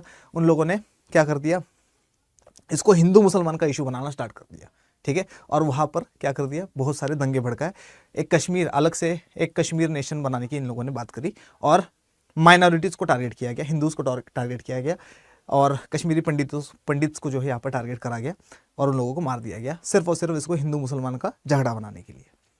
आगे आते, through out the period from 1990 Jammu and Kashmir experienced violence at the hands of the insurgents and through army action. Finally fair elections were held in 2002 in Jammu and Kashmir. अब देखो क्या हो रहा है, 2002 में दोबारा से इलेक्शंस होंगे, 2002 में दोबारा से इलेक्शंस होंगे। 2002 के इलेक्शंस में अब क्या होने वाला है, फिर से हमारे पास कौन होगा, दो जने होंगे, एक नेशनल कॉन्फ्रेंस, दोबारा दूसरा इंडियन नेशनल कॉन्फ्रेंस, और इन लोगों की सरकार बनने वाली है दोबारा से। समझ में आया कि नहीं है? लेकिन अब ये जो सरकार बनने वाली है इसमें थोड़ा सा चेंज है। क्या चेंज है? इसमें ये बोला जाएगा कि पहले दो साल या 3 साल, देखते हैं इधर देखो, the National Conference failed to win a majority and was replaced by People's Democratic Party and Congress coalition government 2002 and beyond. अच्छा देखो ये क्या बता रहा है, ये बता रहा है कि पीडीपी, सॉरी मैंने नेशनल कॉन्फ्रेंस बताया था, यहाँ पर पीछे कर लेता हूं मैं इसको, ये पीडीपी की सरकार बनेगी। यहाँ पर पीडीपी क्या है, पीपल्स डेमोक्रेटिक पार्टी है। क्वेश्चन ये है कि सर ये पीडीपी सरकार किसकी है, पीडीपी किसकी पॉलिटिकल पार्टी है? तो महबूबा मुफ्ती का नाम सुना है आप लोगों ने? तो महबूबा मुफ्ती के जो फादर है ना, नाम क्या उनका? उनका नाम है मुफ्ती मोहम्मद सईद। क्या नाम है उनका? मुफ्ती मोहम्मद सईद। तो मुफ्ती मोहम्मद सईद, मुफ्ती मोहम्मद बोल दो, सईद मोहम्मद बोल दो, कुछ भी बोल दो, ठीक है। इनकी पॉलिटिकल पार्टी पीडीपी और कांग्रेस के बीच में क्या होने वाला है, गठबंधन बनने वाला है, और डिसाइड किया जाएगा कि थोड़े दिन के लिए मुफ्ती मोहम्मद सईद ये प्राइम मिनिस्टर बनेंगे। और कहाँ से? नेशनल कॉन्फ्रेंस की तरफ से, मतलब 2 साल इनकी सरकार रहेगी, और उसके बाद चीफ मिनिस्टर चेंज कर दिया जाएगा, और गुलाम नबी आज़ाद कांग्रेस के पार्ट है, गुलाम नबी आज़ाद को क्या कर दिया जाएगा, चीफ मिनिस्टर बना दिया जाएगा 3 साल के लिए, ठीक है। सरकार थोड़ी बहुत ठीक चल रहा है, पीस वगैरह आ रहा है, लेकिन 2008 आते आते यहाँ पर प्रॉब्लम्स आनी फिर से शुरू हो गई है, ठीक है। तो 2008 में क्या होता है, यहाँ पर प्रेसिडेंट्स रूल लगा दिया जाता है। क्या लगा दिया जाता है? प्रेसिडेंट्स रूल लगा दिया जाता है, ठीक है। अगले साल 2009 में दोबारा से इलेक्शंस होते हैं, 2009 में दोबारा से इलेक्शंस होने वाले हैं। अब इन इलेक्शंस में क्या होने वाला है उसके बारे में देखते हैं, लेकिन थोड़ा सा पढ़ लेते हैं इसको। Throughout the period from 1990, Jammu and Kashmir experienced violence at the hands of the insurgents and through army action. Finally, fair elections was held in 2002. The National Conference failed to win a majority and was replaced by People's Democratic Party and Congress coalition government. ठीक है, आगे आते हैं 2002 and beyond. The president rule was imposed in the state in July 2008. 2008 में क्या हो गया? 2008 में president's rule लग गया।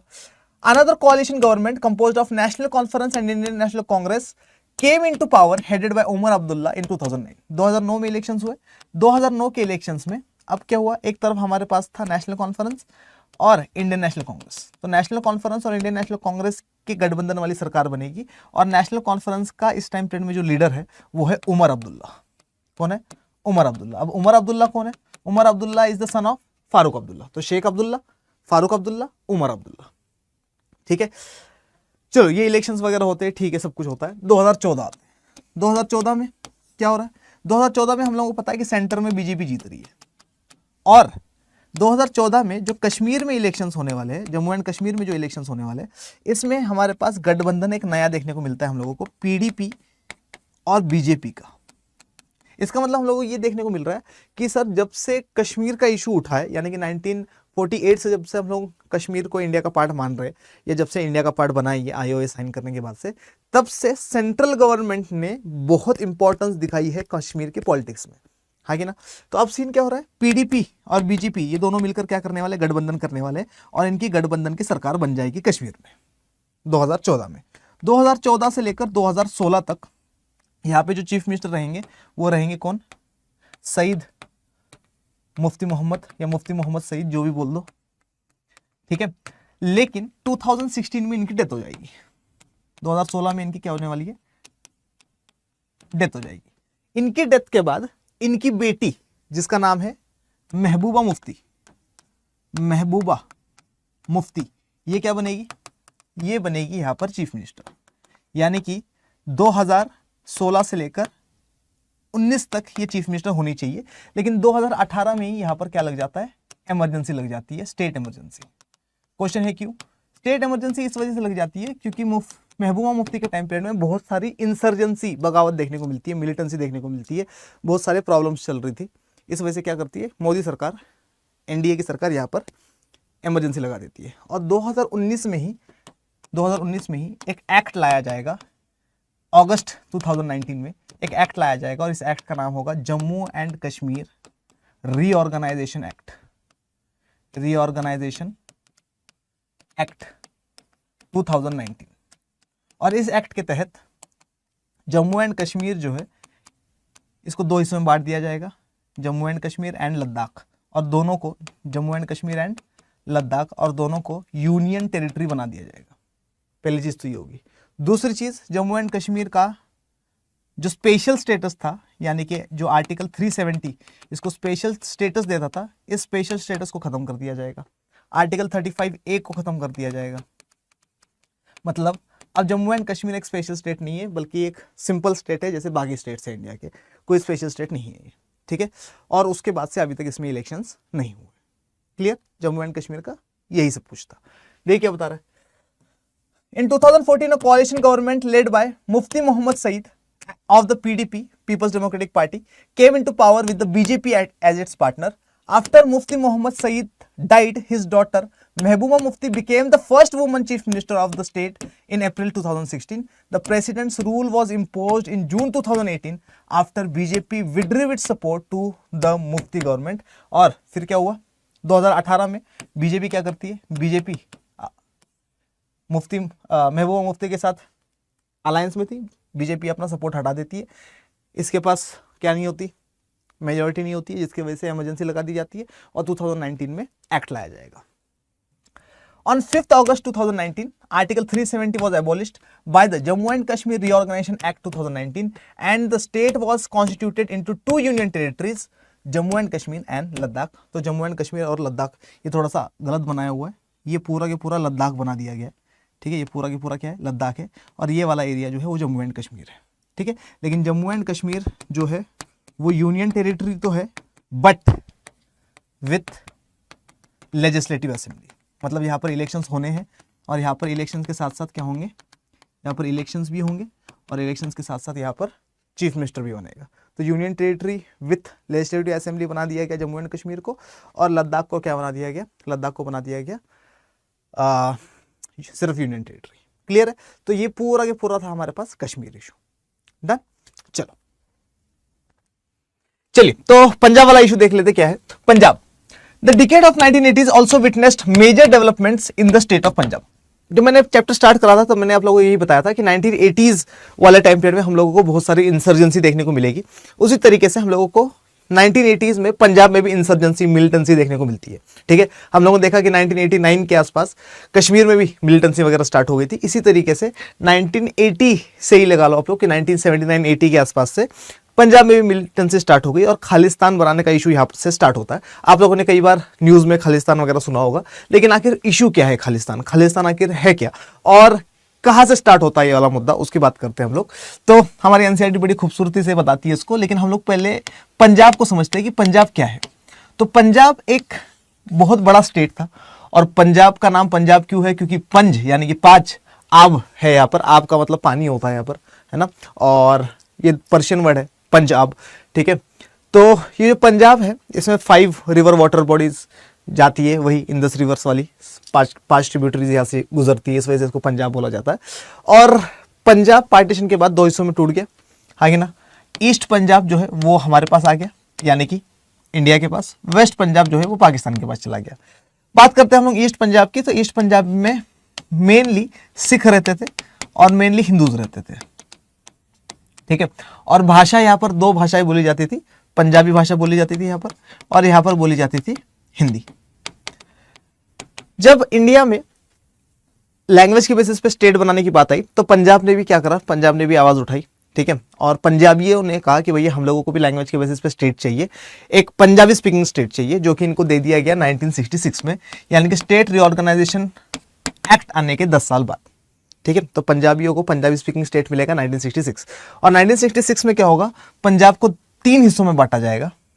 एक ये वाला हिस्सा जिसको पंजाब बोलेंगे हम लोग, एक ये वाला हिस्सा जिसको हिमाचल प्रदेश बोलेंगे, और एक ये वाला हिस्सा जिसको हरियाणा बोलेंगे, ठीक है। तो अब ये जो ईस्ट पंजाब था इसको 3 हिस्सों में बांटा हम लोगों ने, पंजाब, हिमाचल प्रदेश और हरियाणा। लेकिन इसमें से स्टेट 2 ही है, पंजाब और हरियाणा स्टेट होगा, और हिमाचल प्रदेश जो है इसको बना दिया जाएगा यूनियन टेरिटरी। Clear, done. ये चीज समझ ली हम लोगों ने। एक और चीज पंजाब की पॉलिटिक्स में हम लोगों को जो समझने की जरूरत है वो है अकाली दल। कि अकाली दल क्या है सर? तो अकाली दल हम लोग कह सकते हैं कि एक पॉलिटिकल ऑर्गेनाइजेशन है या एक पॉलिटिकल विंग है सिखों की। पॉलिटिकल विंग है किसकी? सिखों की, सिख्स की, ठीक है। तो ये वाला सिस्टम है। और कैसे अकाली दल पावर में आती है और कैसे फिर अकाली दल का कुछ पार्ट जो है वो एक्सट्रीमिस्ट हो जाता है और खालिस्तान की डिमांड करना स्टार्ट करता है, उसके बारे में देखेंगे। क्वेश्चन ये है कि ये सर खालिस्तान कहाँ से नाम निकला? ये खालिस्तान, कश्मीर का कश्मीरियत तो समझ में आता है, लेकिन ये खालिस्तान नाम कहाँ से निकला? तो खालिस्तान जो नाम है ये खालसा से निकलता है।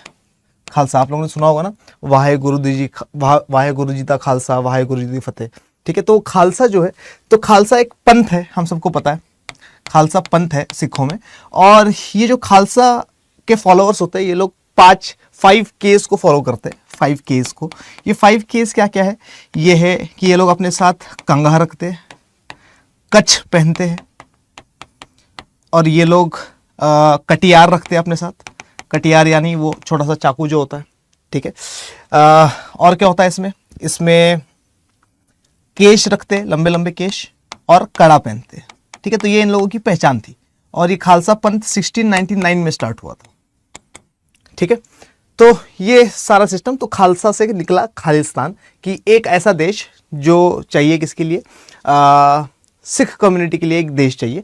याद रखना कि सारे सिखों को इसमें मत लेना, ठीक है। जैसे कश्मीर में हम लोग सारे मुसलमानों को नहीं ले रहे थे, वैसे ही सारे सिखों को खालिस्तानी मत समझना, क्योंकि बहुत गलत परसेप्शन होता है ये। क्योंकि हम लोग देखते हैं बहुत सारे सिख, बहुत सारे मुस्लिम्स हमारे इंडियन आर्मी में भी है ना, इंडियन क्रिकेट टीम में भी है।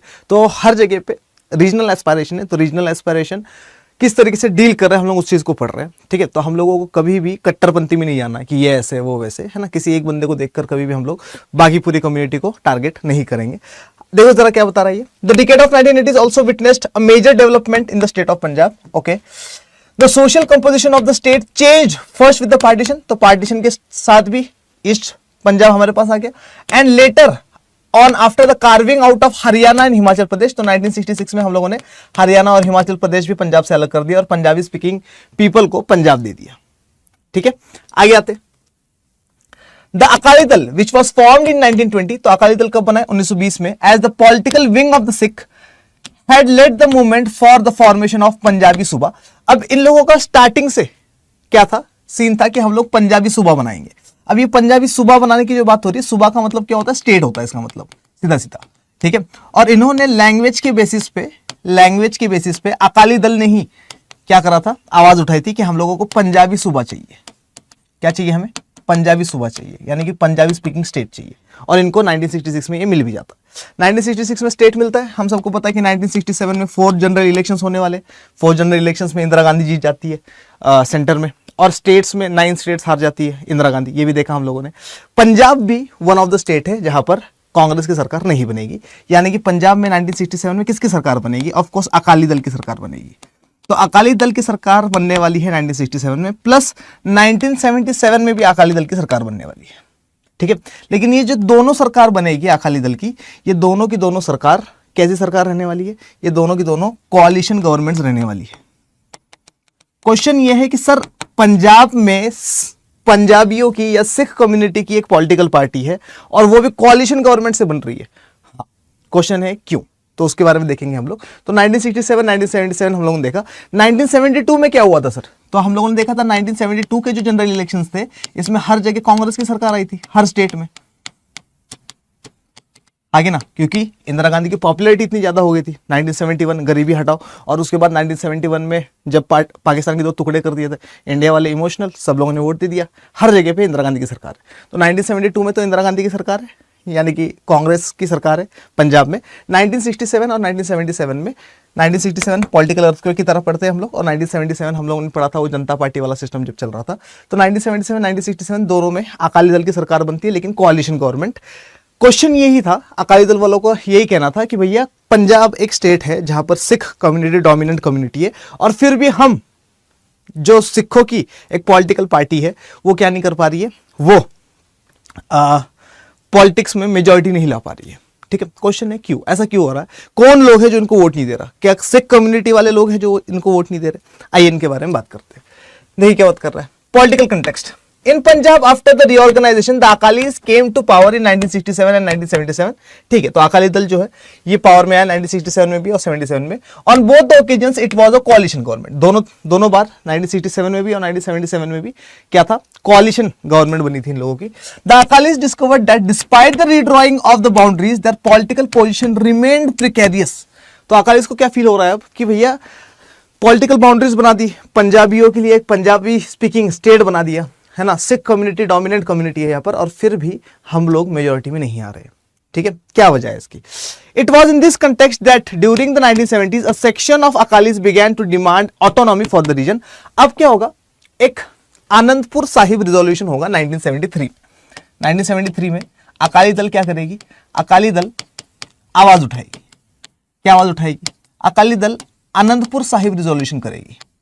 आनंदपुर साहिब रिजोल्यूशन बोला जाता है इसको, और इसमें ये कुछ डिमांड करेगी, कुछ क्या डिमांड करेगी। पहली डिमांड ये करेगी कि भैया क्या, शेयरिंग ऑफ वाटर्स पे, शेयरिंग ऑफ वाटर्स। इनका कहना ये है कि भैया हमारा जो पानी है पंजाबियों का, या पंजाब का जो पानी है, वो राजस्थान और हरियाणा जैसे स्टेट्स जो है बहुत ज्यादा यूज करते हैं।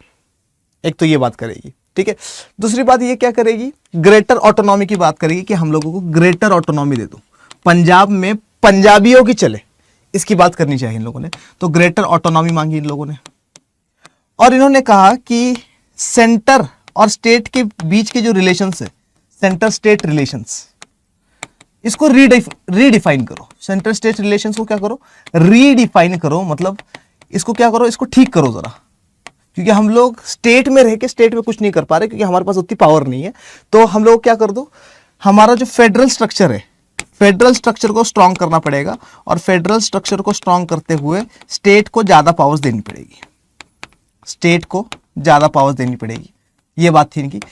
एक दो और बात थी, जैसे चंडीगढ़ को ये चाह रहे थे कि सिर्फ पंजाब का कैपिटल रहे, वो हरियाणा का कैपिटल नहीं होना चाहिए, वो एक्सेट्रा एक्सेट्रा, है ना। और कुछ बॉर्डर इश्यूज भी थे कि कुछ पंजाबी स्पीकिंग एरियाज जो थे वो हरियाणा वगैरह में थे, तो उसके लिए भी बात करी गई थी इसमें। ठीक है, यहां तक सारी की सारी चीजें समझ में आई। आगे आए थोड़ा सा अपन, देखिए आगे क्या बता रहा है। The Anandpur Sahib resolution was passed at the conference of Akali Dal at Anandpur Sahib in 1973 to ascertain regional autonomy and to redefine center state relationship। तो center state relationship को redefine करने के लिए और क्या करने के लिए, रीजनल ऑटोनॉमी मांगने के लिए, ग्रेटर ऑटोनॉमी मांगने के लिए क्या हो गया, ये वाला रिजोल्यूशन पास करा गया था। प्लस शेयरिंग वाटर्स का भी सिस्टम था इसमें, ये बताया मैंने आप लोगों को। प्लस रीऑर्गेनाइजेशन ऑफ स्टेट्स, यानी कि स्टेट की बाउंड्रीज जो है उसको स्ट्रांग करने की, और पंजाबी स्पीकिंग एरियाज जो पंजाब के बाहर है उसको दोबारा से पंजाब में लाने की बात करी गई। चंडीगढ़ का भी इशू उठा था इसमें कि चंडीगढ़ सिर्फ और सिर्फ कैपिटल होनी चाहिए किसकी, पंजाब की, बाकी हरियाणा वगैरह की कैपिटल नहीं होनी चाहिए। ये भी इन लोगों ने डिमांड रखी थी। आगे आते थोड़ा सा, देखते आगे क्या होता है। It had a limited appeal and Akali government was dismissed in 1980। ठीक है, तो 1977 में ये लोग क्या आ गए थे, गवर्नमेंट में आए थे। 1980 आते आते 1980, अब देखो 1980 के ऊपर ध्यान दो जरा, क्योंकि 1980 में इंदिरा गांधी दोबारा से प्राइम मिनिस्टर बन रही है। ठीक है, दूसरी तरफ क्या हो रहा है, 1980 में ही अकाली दल का एक पार्ट, अकाली दल के जो एक्सट्रीमिस्ट थे, जो कट्टर लोग थे, इन लोगों ने क्या करना स्टार्ट कर दिया। तो अकाली दल के एक्सट्रीमिस्ट लोगों ने खालिस्तान का इशू उठाना स्टार्ट कर दिया। अब क्वेश्चन है कि सर खालिस्तान क्या है, तो इन लोगों ने बात करना स्टार्ट करी for a separate nation, for a separate nation for Sikhs, सिखों के लिए एक अलग से नेशन बनाने की बात करने लोगों ने। अब देखो मैंने जब चैप्टर स्टार्ट करा था तब तुम लोगों को मैंने बस एक ही बात बोली थी कि इंडियन गवर्नमेंट तुम लोगों के साथ सारी बात करेगी, है कि ना। तुम डिमांड्स रखो, उनको डिमांड पसंद आएगी, डिमांड एक्सेप्ट कर ली जाएगी, ठीक है। ग्रेटर ऑटोनॉमी गवर्नमेंट भी देना चाहती है, ठीक है। लेकिन प्रॉब्लम कहाँ आती है, प्रॉब्लम तब आती है जब तुम इंडिया से अलग होने की बात करते हो। अब देखो अकाली दल पूरा गलत नहीं है, अकाली दल का कुछ पार्ट है जो इंडिया से अलग होना चाहता है, जिसको वो लोग डिमांड कर रहे हैं किसकी, खालिस्तान की। जब खालिस्तान की डिमांड स्टार्ट होती है तो मिलिटेंसी वायलेंस स्टार्ट हो जाता है, मिलिटेंसी स्टार्ट हो जाती है, लोग क्या कर लेते हैं, आर्म्स उठा लेते हैं और वायलेंस करना स्टार्ट कर देते हैं। अब जब वायलेंस होगा तो गवर्नमेंट भी एक्शन लेगी, है कि ना। और ऊपर से ये लोग क्या करते हैं, ये लोग कौन, जो एक्सट्रीमिस्ट लोग हैं अकाली दल वाले, ये क्या करते हैं, ये अपना हेडक्वार्टर्स बनाते हैं गोल्डन टेम्पल को, गोल्डन टेम्पल को, हरमिंदर साहिब, है ना। तो गोल्डन टेम्पल को क्या बनाते हैं ये लोग, अमृतसर वाला जो गोल्डन टेम्पल है इसको बनाते हैं ये अपना हेडक्वार्टर्स। और सिर्फ हेडक्वार्टर्स नहीं होता, ये इसको ये गैरिसन बना देते हैं। क्वेश्चन है कि सर गैरिसन क्या होता है, गैरिसन का मतलब जहां पर आर्सेनल रखा गया हो। क्या सर एक वर्ड समझ नहीं आया, दूसरा और खतरनाक फेंक दिया आपने। मतलब इन्होंने गोल्डन टेम्पल को बना दिया था हथियार रखने की जगह, या फिर हम लोग कह सकते हैं कि हथियारों का गोदाम बना दिया इन लोगों ने, ठीक है। A building where guns, ammunitions, bullets etcetera are kept is known as garrison, है ना। और आर्सेनल भी सेम ही है एक तरीके से, ठीक है। तो क्या बना दिया गया, हेडक्वार्टर बनाया गोल्डन टेम्पल को, ठीक है। 1984 आएगा, 1984 में इंदिरा गांधी क्या करेगी, Indira Gandhi operation blue star चलाएगी। इंदिरा गांधी क्या चलाएगी, ऑपरेशन ब्लू स्टार चलाएगी। और ऑपरेशन ब्लू स्टार में अब क्वेश्चन ये है कि सर ऑपरेशन ब्लू स्टार चलाना क्या जरूरी था, क्योंकि पंजाब में रहने वाले जो सिख थे, ठीक है, और पंजाब में रहने वाले यानी कि ये जो खालिस्तान का इशू उठाने वाले जो लोग थे और गवर्नमेंट जो पंजाब की थी उनमें आपस में बन नहीं रही है, ठीक है। तो पुलिस वालों को ये लोग मार रहे हैं, पुलिस वाले इनको मार रहे हैं, वायलेंस बढ़ता जा रहा है 1980s के बाद से, जब से इनकी गवर्नमेंट खत्म हो गई है तब से, ठीक है। और खालिस्तान बनने का इशू स्टार्ट हो गया, 3-4 साल गुजर गए, ठीक है। इंदिरा गांधी दोबारा से प्राइम मिनिस्टर बनी है चौथी बार, ठीक है। तो अब सीन क्या है कि इंदिरा गांधी जो है लास्ट में 1984 में ऑपरेशन ब्लू स्टार स्टार्ट करवाती है, और ऑपरेशन ब्लू स्टार स्टार्ट करवाने के बाद इंडियन आर्मी जाती है और इंडियन आर्मी इन लोगों का सफाई कर देती है। जो एक्सट्रीमिस्ट खालिस्तानी ग्रुप था या प्रो खालिस्तानी ग्रुप जो थे उनमें क्या स्टार्ट करवाती है, उनकी पिटाई स्टार्ट करवा देती है। और गोल्डन टेम्पल में जाकर इंडियन आर्मी क्या करती है, इन लोगों की पिटाई करती है। अब जब इन लोगों की पिटाई हो जाती है, इस पिटाई के टाइम पीरियड में, ऑपरेशन ब्लू स्टार के टाइम पीरियड में, जो गोल्डन टेम्पल है इसको भी काफ़ी ज़्यादा नुकसान पहुंच जाता है। और जब नुकसान पहुंचता है तो नुकसान पहुंचना तो गलत ही है ना, लेकिन ज़रूरी भी था इंडिया की यूनिटी को बनाए रखने के लिए, ठीक है। मिलिटेंसी, क्योंकि एक जगह और मिलिटेंसी है उसको कंट्रोल नहीं किया तो दूसरी जगह भी मिलिटेंसी आ जाएगी। प्लस ये जो खालिस्तानी ग्रुप था या अकाली दल एक्सट्रीमिस्ट वाला जो ग्रुप था, इनको सपोर्ट आ रहा था पाकिस्तान से। कहाँ से, पाकिस्तान से। पाकिस्तान किस चीज़ में सपोर्ट कर रहा था इनका, मिलिट्री में सपोर्ट कर रहा था, फाइनेंस में सपोर्ट कर रहा था, बहुत सारी चीज़ों में सपोर्ट कर रहा था, पैसे वगैरह में, ठीक है।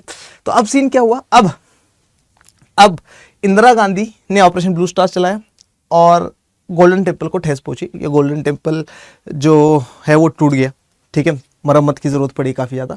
सिखों को, जो आम सिख है, उनको क्या लगा कि भैया ये गवर्नमेंट सिखों के अगेंस्ट में, ठीक है। और सिखों को ऐसा लगा कि भैया हमारा जो तीर्थ यात्रा की जगह है, हमारी जो पिलग्रिमेज साइट है उसको ठेस पहुंची है, हमारे सबसे पवित्र जगह जो है उसको तोड़ा गया है, ठीक है। तो सिखों की आस्था को ठेस हुआ यहाँ पर, ठीक है। अब इंदिरा गांधी जो थी, इंदिरा गांधी के 2 बॉडीगार्ड्स थे और दोनों भी सिख थे। इंदिरा गांधी के 2 बॉडीगार्ड्स है और दोनों के दोनों सिख हैं। इन दोनों ने क्या कर दिया, इन दोनों ने 31 अक्टूबर 1984 इंदिरा गांधी को मार देंगे, ठीक है। बंदूक निकालेंगे और इंदिरा गांधी को मार देंगे, ठीक है। देखिए जरा क्या बता रहा है अभी। Afterward the movement launched by Akali Dal took the form of armed insurgency and resolution became controversial. The more extreme elements started advocating secession from India and the creation of Khalistan. तो अब सीन क्या हो गया, खालिस्तान बनाने की बात स्टार्ट हो गई यहाँ से, ठीक है, 1980s से आगे आते हैं। cycle of violence. The militants made their headquarters inside the Sikh holy shrine, the Golden Temple in Amritsar, and turned it into an armed fortress. और ये क्या बन गया? एक armed fortress बन गया, या एक garrison बन गया, एक arsenal बन गया, जहां पर देखो। और जब ऑपरेशन ब्लू स्टार चलाया तो गोल्डन टेम्पल की कुछ ऐसी हालत हो गई थी। अब गोल्डन टेम्पल की ऐसी हालत होने के बाद सिखों को तो लगेगा ना कि भैया हमारी आस्था के ऊपर क्या कर दिया, अटैक कर दिया। जबकि वो अटैक जो था उनकी आस्था के ऊपर बिल्कुल नहीं था, बल्कि किसके ऊपर था? It was the attack on the extremist elements, जो कि खालिस्तान बनाने की बात कर रहे थे और इंडिया की यूनिटी को तोड़ने की बात कर रहे थे, उनके अगेंस्ट में था। इन जून 1984 में the government of India carried out operation blue star, code name for army action in the golden temple, in which the government could successfully flush out the militants. और गवर्नमेंट ने क्या करा? सारे के सारे मिलिटेंट्स को सक्सेसफुली फ्लश आउट कर दिया, यानी कि मार डाला। ठीक है, गवर्नमेंट के बहुत सारे, आर्मी के भी बहुत सारे जवान जो है उनकी भी इसमें क्या हो जाती है? डेथ हो जाती है। ठीक है, आगे आते हैं। In this operation, the government could successfully flush out the militants, but it also damaged the historic temple and deeply hurt the sentiments of the Sikh. ठीक है, हिस्टोरिक टेम्पल जो 15वीं सदी में बना हुआ टेम्पल है, उसको क्या हुआ? 15वीं 16वीं सदी में जो बना हुआ टेम्पल है उसको ठेस पहुंची। ठीक है, उसको मरम्मत की जरूरत थी, लेकिन अब सीन क्या हुआ? अब टूट गया है वो, सिखों को दर्द हुआ। ठीक है, और इंदिरा गांधी के बॉडीगार्ड इंदिरा गांधी को क्या कर देंगे? वहां पर मार देंगे, क्योंकि इनको लगा कि भैया ये तो हमारी कम्युनिटी के अगेंस्ट में काम कर रही है। The prime minister Indira Gandhi was assassinated on 31 October 1984 outside residence by her bodyguards. As a result in Delhi, अब देखो इंदिरा गांधी कोई छोटा मोटा फिगर नहीं है, इंदिरा गांधी एक बहुत बड़ा फिगर है। अब इंदिरा गांधी को जब इन लोगों ने मार दिया, इंदिरा गांधी का शव दिख रहा है आप लोगों को यहाँ पर, जब इंदिरा गांधी को इन लोगों ने मार दिया जब, तो अब सीन क्या हुआ? दंगे भड़क उठे 1984 में, 1984 में। ठीक है, अक्टूबर में डेथ हो जाती है इंदिरा गांधी की। तो दंगे किसके बीच में होंगे? हिंदूज के और सिखों के बीच में यहाँ पर दंगे होंगे, यानी कि हिंदूज भड़क जाएंगे और सिखों को मारना स्टार्ट कर देंगे। और यहाँ पर जो हिंदूज थे वो ऑफ कोर्स मोस्टली कांग्रेस को सपोर्ट करते थे। तो होता क्या है, हम लोग क्या कह सकते हैं कि दंगे होते बहुत ज़्यादा हिंदूज और सिखों के बीच में, और 2000 से ज़्यादा सिख जो है वो मारे जाते हैं। कहाँ कहाँ पर मारे जाते हैं? तो कानपुर में, दिल्ली में और चास में। कानपुर, दिल्ली और चास, 3 जगह पर बहुत ज़्यादा सिखों के साथ अन्याय होता है और सिखों को जो है मार दिया जाता है। ठीक है, 1984 के दंगे। और यहाँ पर सबसे बड़ा कल्प्रिट जो है वो कौन है? वो कांग्रेस है। कांग्रेस सबसे बड़ा कल्प्रिट क्यों है यहाँ पर? क्योंकि कांग्रेस सरकार है, कांग्रेस की गवर्नमेंट चल रही है, और कांग्रेस की गवर्नमेंट के टाइम पीरियड में कांग्रेस इजीली नॉर्मलसी ला सकती थी, यानी कि दंगों को कंट्रोल कर सकती थी। लेकिन कांग्रेस ने दंगों को कंट्रोल करने में बहुत टाइम लगाया, बहुत लेट किया, तब तक बहुत हालत खराब हो गई थी। 2000 से ज़्यादा ऑफिशियल नंबर है, 2000 से ज़्यादा सिख जो है उनकी डेथ हो गई और बहुत प्रॉब्लम्स क्रिएट हो गई थी इंडिया में। ठीक है, अच्छा देखो क्या बता रहा है। As a result in Delhi and in many parts of northern India violence broke out against Sikh community. Sikh community के अगेंस्ट में वायलेंस हुआ। 20 years later, speaking in the parliament in 2005, अब देखो 2004 की बात करते हैं हम लोग। 2004 में इलेक्शंस होते हैं, और 2004 के इलेक्शंस में इंडियन नेशनल कांग्रेस की सरकार बनती है। इंडियन नेशनल कांग्रेस की यूपीए की सरकार बनती है, यूनाइटेड प्रोग्रेसिव अलायंस की सरकार बनती है, और सरदार मनमोहन सिंह को प्राइम मिनिस्टर बना दिया जाता है। 2005 में पार्लियामेंट में खड़े होकर सरदार मनमोहन सिंह कांग्रेस की तरफ से पूरे के पूरे पंजाब को माफी मांगते हैं। किसके लिए? 1984 में जो कुछ भी हुआ उसके लिए। ठीक है, तो देखिए क्या बता रहा है ये। 20 years later, speaking in the parliament in 2005, Prime Minister Manmohan Singh expressed regret over these killings and apologized to the nation for the anti-Sikh violence। और anti-Sikh violence जो हुआ था, इसके लिए सरदार मनमोहन सिंह क्या करते हैं? सरदार मनमोहन सिंह माफी मांगते हैं। ठीक है, आगे रोड टू पीस। पीस कैसे आया? तो पीस कब आएगा? इंदिरा गांधी की डेथ हो जाएगी। इंदिरा गांधी की डेथ के बाद 1985 के इलेक्शंस होंगे और 1984-85 में इलेक्शंस होंगे, और इन इलेक्शंस में राजीव गांधी क्या बनेंगे? प्राइम मिनिस्टर बनेंगे। अब देखो जरा ध्यान से, क्या कश्मीर वाला इशू पढ़ा हम लोगों ने? लेकिन कश्मीर वाले इशू में राजीव गांधी कहीं पर नहीं आए। ठीक है, लेकिन कश्मीर वाले इशू में हम लोग देखते हैं कि जब राजीव गांधी प्राइम मिनिस्टर बने थे तब फारूक अब्दुल्ला के साथ गठबंधन करा था इन्होंने, है ना। 1987 में इलेक्शंस करवाए थे और फारूक अब्दुल्ला दोबारा से चीफ मिनिस्टर बना था। तो राजीव गांधी रीजनल एस्पिरेशंस की डिमांड्स को लोगों के क्या कर रहे हैं? फुलफिल कर रहे हैं। 1985 में क्या होने वाला है, 1985 में पंजाब अकॉर्ड होने वाला है। 1985 पंजाब अकॉर्ड होने वाला है। पंजाब पीस अकॉर्ड भी बोल सकते हैं इसको हम लोग। अकॉर्ड का मतलब क्या होता है, अकॉर्ड का मतलब संधि, pact, treaty, MOU, memorandum of understanding, कुछ भी बोल सकते हैं उसको। तो अब क्या हो रहा है, in 1984 the new prime minister Rajiv Gandhi initiated a dialogue with the moderate Akali leaders and in July 1985 a peace agreement was signed between Rajiv Gandhi and Harchand Singh Longowal. अब देखो जरा क्या हो रहा है, हमारे पास अकाली दल में दो ग्रुप्स हो गए थे, है कि ना, और 1980s में या 1970s में अकाली दल को लीड कर रहे थे extremist group. Extremist group lead कर रहा था, बिंडर वाला, है कि ना। और अब जब 1984 वाला सीन हुआ तो 1984 वाला एंटी सिख मूवमेंट के बाद या फिर ऑपरेशन ब्लू स्टार के बाद ये जो लीडरशिप आई अकाली दल की, वो आई किसके हाथ में, मॉडरेटर्स के हाथ में, ठीक है, जो वायलेंस वगैरह में बिलीव नहीं करते उन लोगों के हाथ में आई, यानी कि हरचंद सिंह लोंगवाल के हाथ में आई। Who is Harchand Singh Longowal? हरचंद सिंह लोंगवाल ये मॉडरेट लीडर है, मॉडरेट लीडर है, संत हरचंद सिंह लोंगवाल भी बोला जाता है इनको। He is the moderate leader of Akali दल, ठीक है। इनके हाथ में जब लीडरशिप आई तो राजीव गांधी ने इनिशिएट करा बातचीत करना इनसे। इन्होंने भी कहा कि भैया पीस चाहिए, ठीक है, इन्होंने भी बातचीत करना स्टार्ट कर दिया। 1985 में क्या हो जाएगा, पंजाब अकॉर्ड हो जाएगा। और 1985 में ही पंजाब अकॉर्ड होने के बाद इनको एक यूथ, एक सिख यूथ, एक सिख यंग मैन क्या कर देगा, इनको मार देगा जान से, तो इनकी भी डेथ हो जाती है वहां पर, ठीक है। ये जो पंजाब अकॉर्ड होता है 1985 में, इसमें क्या बोला जाता है, इसमें बोला जाता है कि भैया पंजाब की वाटर शेयरिंग की इशू को हम लोग चेक करेंगे। वाटर शेयरिंग की इशू को क्या करेंगे, चेक करेंगे, ठीक है। पंजाब का रीऑर्गेनाइजेशन जो है उसके लिए एक कमीशन बनाया जाएगा, ठीक है। तीसरा क्या, नॉर्मल से लाने की कोशिश करी जाएगी। चौथा क्या बोला जाएगा इसमें कि पंजाब वाटर शेयरिंग कमीशन बना दिया जाएगा for reorganisation of states, normalcy, और चंडीगढ़ जो है वो ट्रांसफर कर दिया जाएगा कंप्लीटली पंजाब को, जो कि अभी तक नहीं हुआ है ऑफ कोर्स, ठीक है। ये चीजें होगी। आगे है, देखिए जरा क्या बता रहा है। The agreement known as Rajiv Gandhi Longowal accord और the Punjab accord, the cycle of violence continued nearly for a decade. अब देखो मिलिटेंट्स कभी भी सारे के सारे नहीं मरेंगे, या फिर आइडियोलॉजी जो होती है वो कभी भी खत्म नहीं होती है, आगे ना, कभी ना कभी आइडियोलॉजी जो है वो बाहर निकलती रहती है, ठीक है। तो आइडियोलॉजी कभी भी कंप्लीटली खत्म नहीं होती है।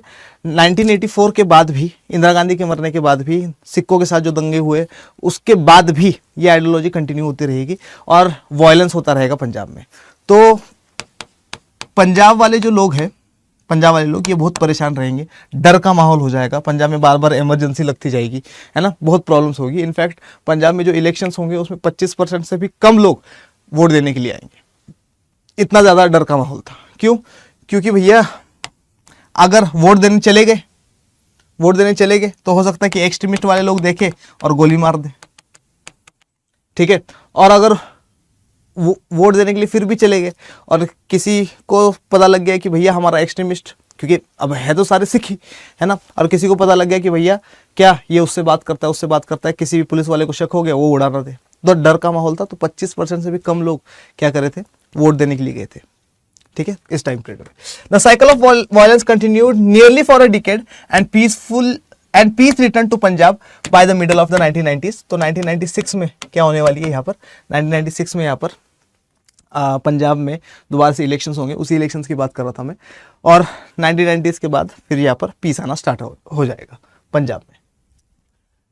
The alliance of Akali Dal Badal and BJP scored a major victory 1997 के इलेक्शंस में।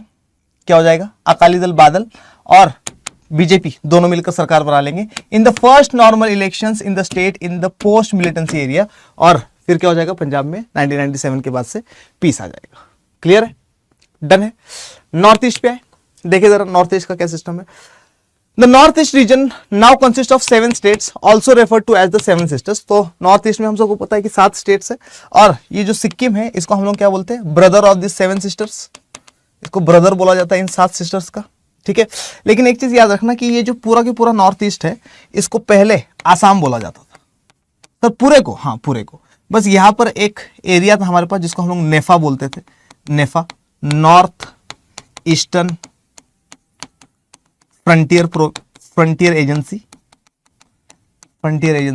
और हमारे पास दो यूनियन टेरिटरीज थी, एक यहाँ पर जिसको हम लोग त्रिपुरा बोलते थे, it was a union territory थी यहाँ पर, और यहाँ पर एक क्या था, यूनियन टेरिटरी और थी जिसको हम लोग मणिपुर कहते थे।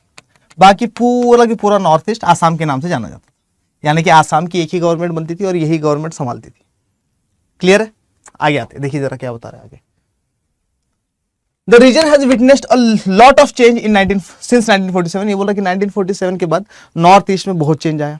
ठीक है, the entire region of the north east had undergone considerable political reorganisation, और पूरे के पूरे नॉर्थ ईस्ट में क्या होता चला गया, पॉलिटिकल रीऑर्गेनाइजेशन आता रहा। कैसे रीऑर्गेनाइजेशन आता रहा उसके बारे में बात करते हैं। तो 1962 में हमारी चाइना के साथ वॉर होती है, उससे पहले नॉर्थ ईस्ट वाले रीजन पे ज्यादा ध्यान नहीं दिया जाता था। क्वेश्चन है सर क्यों नहीं दिया जाता था? क्योंकि नॉर्थ ईस्ट मेनलैंड इंडिया के साथ सिर्फ और सिर्फ इस छोटी सी बाउंड्री से जुड़ा हुआ, या छोटी सी पट्टी से जुड़ा हुआ। ये पट्टी सिर्फ 22 किलोमीटर लंबी है। ठीक है, हमेशा ट्रैफिक जैम रहता है यहाँ पर, और इसको बोलते हैं अपन सिलीगुड़ी कॉरिडोर। सिलीगुड़ी कॉरिडोर के नाम से जाना जाता है इसको। और ये जो सिलीगुड़ी कॉरिडोर है, इसी को हम लोग चिकन नेक भी बोलते हैं। क्या बोलते हैं? Chicken neck. क्यों बोलते हैं? इस वजह से क्योंकि ये चिकन नेक की तरह है। ऊपर क्या है, यहाँ पर नेपाल है, नेपाल के जस्ट ऊपर चाइना है, चाइना जुड़ता है यहाँ से। ठीक है, और ये नीचे जस्ट बांग्लादेश है। ठीक है, तो बांग्लादेश, चाइना, नेपाल मिलकर क्या कर सकते हैं, इसको कभी भी मोड़ सकते हैं। ठीक है, और इंडियन गवर्नमेंट भी पहले क्या नहीं करती थी, इंडियन गवर्नमेंट या गवर्नमेंट ऑफ इंडिया पहले क्या नहीं करती थी, नॉर्थ ईस्ट पे ज्यादा ध्यान नहीं देती थी। लेकिन जब 1962 में चाइना ने लगभग पूरा अरुणाचल प्रदेश जब कब्जे में ले लिया था, ठीक है, तब, और हम लोग जो जंग हार गए थे, तब हम लोगों को लगा कि भैया यार नॉर्थ ईस्ट के ऊपर भी ध्यान देना बहुत ज़्यादा इंपॉर्टेंट है। तो नॉर्थ ईस्ट के ऊपर ध्यान देना स्टार्ट कर दिया, और नेक्स्ट ईयर यानी कि 1963 में हम लोगों ने नागालैंड बना दिया। क्या बना दिया? नागालैंड। ठीक है, 1972 आते आते, 1972 आते आते हम लोगों ने क्या बनाया, हम लोगों ने MMT बना दिया। मतलब हम लोगों ने बना दिया मणिपुर। मणिपुर पहले क्या था, प्रिंसली स्टेट था या यूनियन टेरिटरी था। यूनियन टेरिटरी को हम लोगों ने क्या बना दिया, अब स्टेट बना दिया। ठीक है, दूसरा मेघालय बना दिया। मेघालय पेपर में आया हुआ क्वेश्चन है, CUET में भी और बोर्ड्स में भी, कि which state was carved out of Assam in 1972। तो उसका आंसर कार्व्ड आउट, काट के बनाया गया। तो किसको काट के बनाया गया? मेघालय को। क्या सर त्रिपुरा और मणिपुर भी तो बन रहा है, ये ऑलरेडी थे, ये यूनियन टेरिटरीज की तरह ऑलरेडी थे, लेकिन आसाम को काट के किसको बनाया गया है 1972 में? तो मेघालय को बनाया गया। तो मेघालय, और टी से आता है हमारा त्रिपुरा। तो त्रिपुरा को और मणिपुर को तो क्या बना दिया हम लोगों ने 1972 में? स्टेट बना दिया, और मेघालय को एक नया स्टेट बना दिया। ठीक है, इसी तरीके से 1987 में हम लोगों को माँ की याद आती है। किसकी याद आती है? माँ की। यानी कि हम लोगों ने बनाया मिजोरम, और हम लोगों ने बनाया अरुणाचल प्रदेश। तो जो नेफा था, नेफा, वो अब बन गया है अरुणाचल प्रदेश। और 1987 याद कर ही रहे हो तो गोवा भी याद कर लेना कि गोवा भी 1987 में बना था। क्लियर? देखिए जरा क्या बता रहा है। The entire region of the north east has undergone considerable political reorganisation. बहुत पॉलिटिकल चेंजेस आए 1947 के बाद नॉर्थ ईस्ट में। ठीक है, देख रहे हो आप लोग।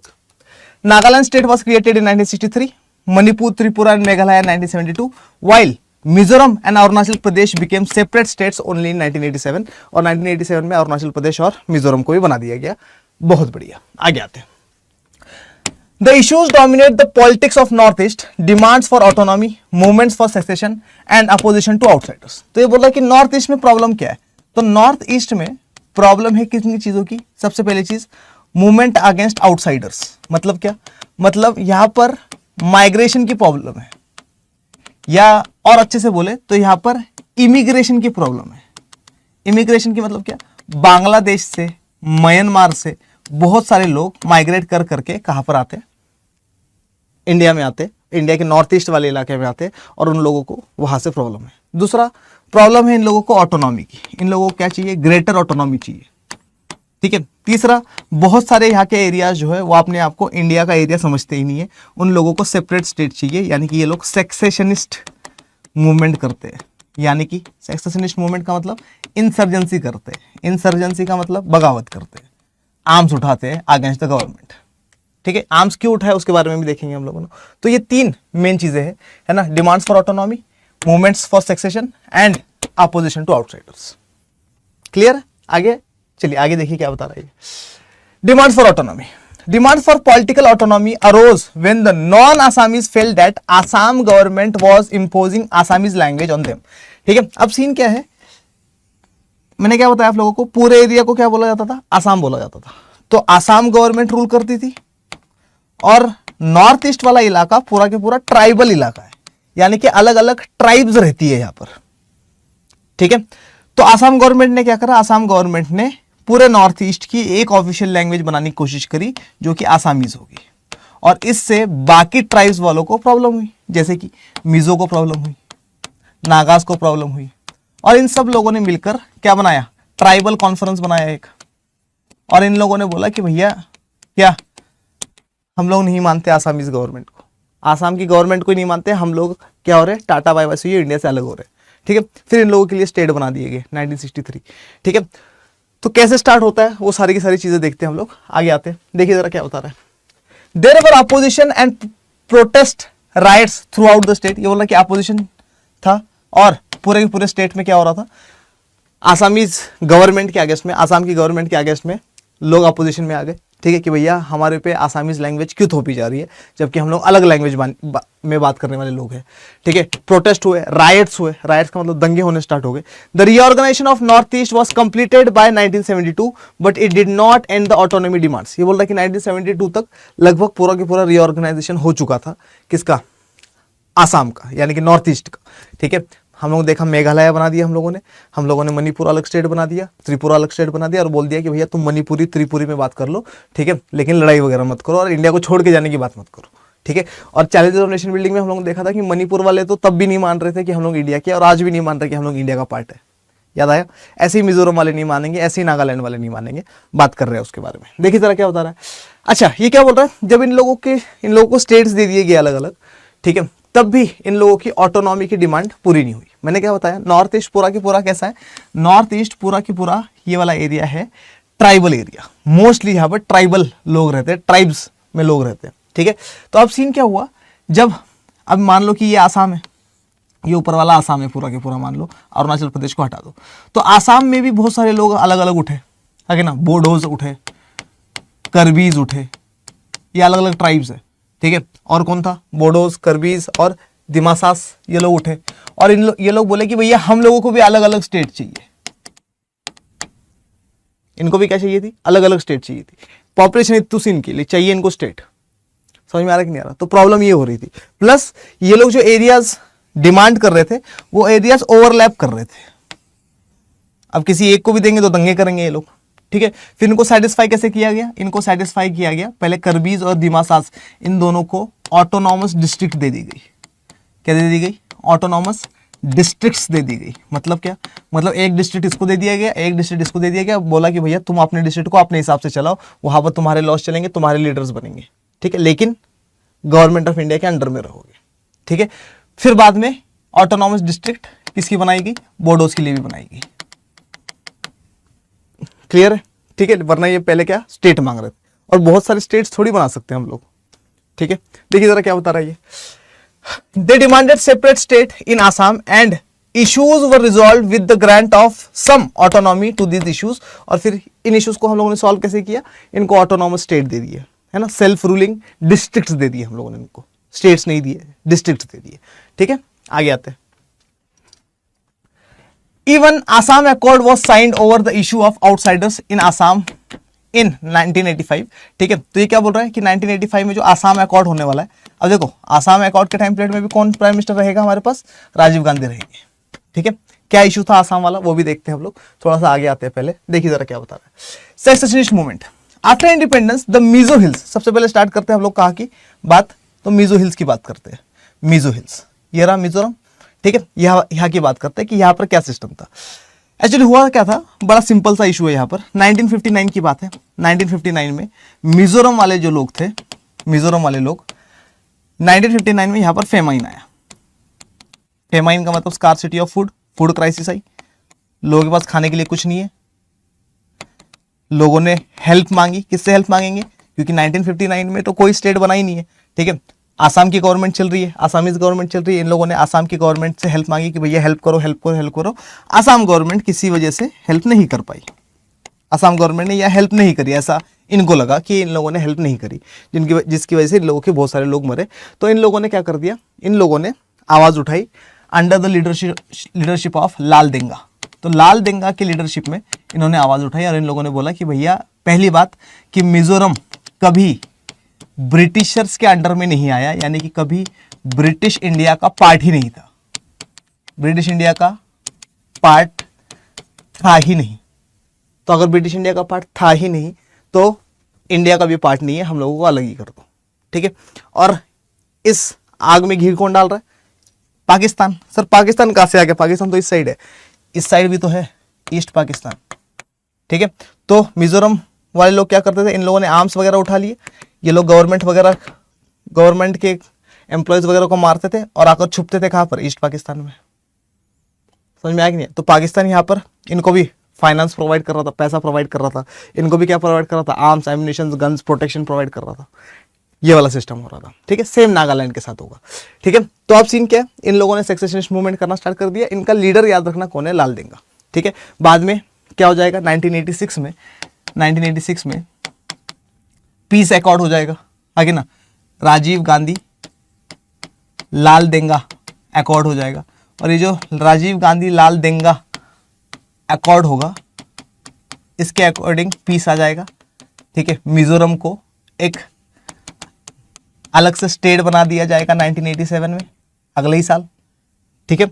और इसके साथ साथ क्या हो जाएगा, इसके साथ साथ फर्स्ट चीफ मिनिस्टर बन जाएगा कौन, फर्स्ट सीएम ऑफ मिजोरम बनेगा कौन, लाल देंगा। और उसके बाद से मिजोरम जो है one of the most peaceful state of India है, ठीक है। मिजोरम में कभी दंगे वगैरह की बात नहीं आएगी।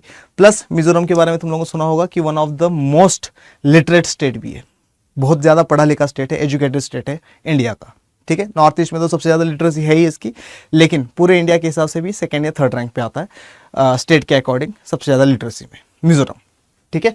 तो क्या होता है, after independence the Mizo hills area was made an autonomous district with in Assam. तो मिजोरम को क्या बना दिया था, पहले ऑटोनोमस डिस्ट्रिक्ट बना दिया था, ठीक है, इंडिपेंडेंस के बाद। आगे आते हैं, some Mizos believe that they were never a part of British Indiana और British India and therefore did not belong to the Indian union. तो ये क्या बोल रहा है कि कुछ मिजोस का मानना ये था कि हम लोगों के ऊपर कभी ब्रिटिशर्स ने रूल ही नहीं करा और इसी वजह से हम लोग कभी भी इंडियन यूनियन का पार्ट बन ही नहीं सकते, तो हम लोगों को अलग ही हो जाना चाहिए, अलग ही कंट्री होनी चाहिए हमारी। कुछ मिजोस का मानना था। But the movement for secession gained popular support after the Assam government failed to respond adequately to the Great Famine of 1959 in the Mizo Hills। और मिजो हिल्स में जब 1959 में ग्रेट फेमाइन आई, इसको आसाम गवर्नमेंट संभाल नहीं पाई। यहाँ के लोगों को लगा कि आसाम गवर्नमेंट ने क्या करा, ढंग से काम नहीं किया, जिसकी वजह से हमारे बहुत सारे लोग मरे, हंगर की वजह से बहुत सारे लोग मरे, हर चीज़ के प्राइस वगैरह बढ़ रहे थे।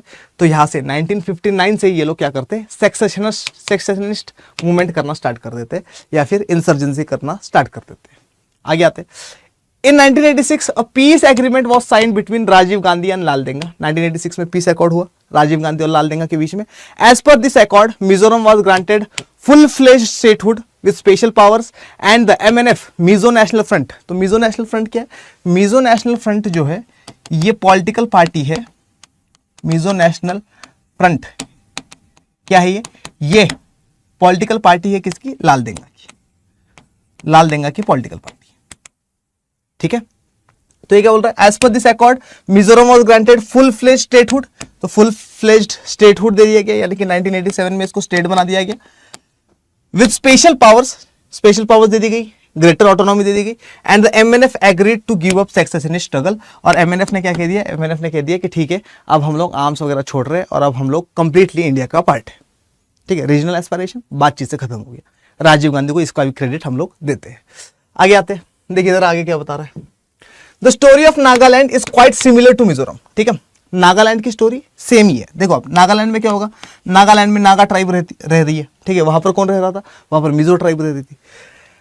नागालैंड की स्टोरी क्या है, नागालैंड की स्टोरी बहुत पहले से स्टार्ट हो जाएगी, मिजोरम से भी पहले से, यानी कि 1951 से, 1951 से। इनका शुरू से कहना है कि भैया हम लोग इंडिया का पार्ट नहीं है और नागालैंड को एक अलग कंट्री चाहिए, ठीक है, अलग कंट्री बनानी है हम लोगों को 1951। इन लोगों की जो पॉलिटिकल पार्टी है या जो इनका मिलिटेंट ग्रुप है उनको एनएनसी बोला जाता है, नागालैंड नेशनल या Naga national council, Naga national council. और इनका जो हेड है उसका नाम है आगामी जापू फिजो, PHIZO, कुछ भी देख लेना इसका स्पेलिंग वगैरह है। देखो क्या बता रहा है, a section of Nagas under the leadership of Angami Zapu Phizo declared independence from India way back in 1951। तो 1951 में ही ये लोग क्या करते हैं, नागा नेशनल काउंसिल 1951 में ही कह रही है कि भैया हम तो इंडिया का पार्ट नहीं है, bye bye tata see you, खत्म गया। 1951 में इन लोगों ने इंडिपेंडेंस डिक्लेयर कर दिया कि हम तो है ही नहीं तुम्हारा पार्ट। ठीक है, आगे आते हैं, movements against outsiders, the large scale migration into the north east. अच्छा, इसके बारे में थोड़ा सा और सुन लो तुम, नागालैंड के बारे में। सेम कहानी तो सेम ही है, लेकिन यहां पर क्या होगा, यहां पर 1960 तक तो ये लोग बहुत तंग करेंगे। ठीक है, और नागालैंड की अभी भी सिचुएशन जो है वो ठीक नहीं है, यानी कि यहाँ के लोग अभी भी डिमांड करते हैं फॉर अ सेपरेट नेशन। इनका फ्लैग आज भी अलग है, इनके सॉन्ग्स आज भी अलग है, एंथम भी है इन लोगों का खुद का, एक्सेट्रा एक्सेट्रा, बहुत सारी चीज़ें। और बहुत सारे लोग पीसफुल भी है, ऐसा नहीं है। मेरे बहुत सारे फ्रेंड्स हैं जो नागालैंड से बिलोंग करते हैं और बहुत अच्छे लोग। ठीक है, अच्छा एक और चीज़ याद रखना कि जो मिजोरम की जैसे हैप्पी एंडिंग थी ना, नागालैंड की वैसी हैप्पी एंडिंग नहीं है। ना, नागालैंड की हैप्पी एंडिंग नहीं है, कोई अकॉर्ड वगैरह साइन नहीं हुआ। प्लस नागालैंड के साथ सीन क्या है, 1960 में इनका जो लीडर था, क्या नाम था उसका, आगामी जापू फिजो। आगामी जापू फिजो को उठा के एग्जाइल कर दिया जाता है, यानी कि देश निकाल दिया जाता है इंडिया से। मतलब वारंट होता है इसके अगेंस्ट में कि भैया यहाँ नहीं आना, यहाँ नहीं आना। ठीक है, और इसको भी ईस्ट पाकिस्तान बहुत सपोर्ट करता है, बहुत ज़्यादा सपोर्ट करता है, मिलिट्रीली, फाइनेंशियली, एक्सेट्रा एक्सेट्रा। और फिर बाद में 1960 से लेकर 1990 तक ये यूके में रहेगा और फिर यूके में ही इसकी डेथ हो जाएगी। ठीक है, तो जैसे लाल डेंगा का करियर रहा वैसे इनका करियर नहीं रहा।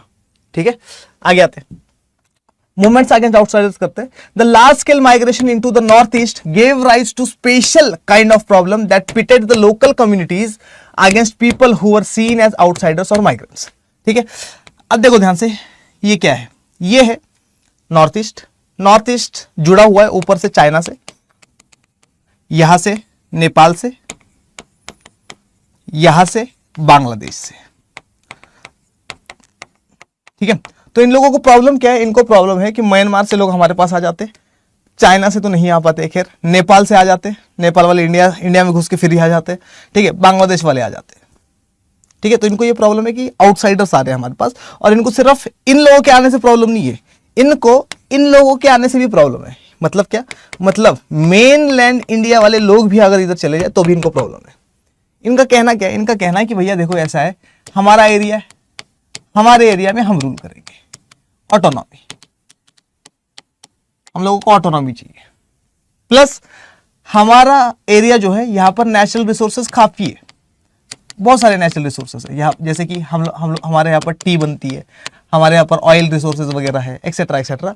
लेकिन हमें फायदा ही नहीं होता उसका, क्यों, बाहर वाले लोग आते, बाहर वाले लोग आने के बाद हमारी अपॉर्चुनिटीज छीन लेते हैं, बाहर वाले लोग आकर हमारा एम्प्लॉयमेंट छीन लेते हैं, क्योंकि थोड़ा बहुत एम्प्लॉयमेंट है वो भी नौकरियां दूसरों की लग जाती है और हमारा फायदा होता नहीं है। ठीक है, ये चीज आइडेंटिफाई करी सबसे पहले किसने, ये चीज आइडेंटिफाई करी सबसे पहले किसने, आसू ने, आसू ने, सर आसू, ऑल आसाम स्टूडेंट यूनियन ने, ऑल आसाम स्टूडेंट यूनियन ने।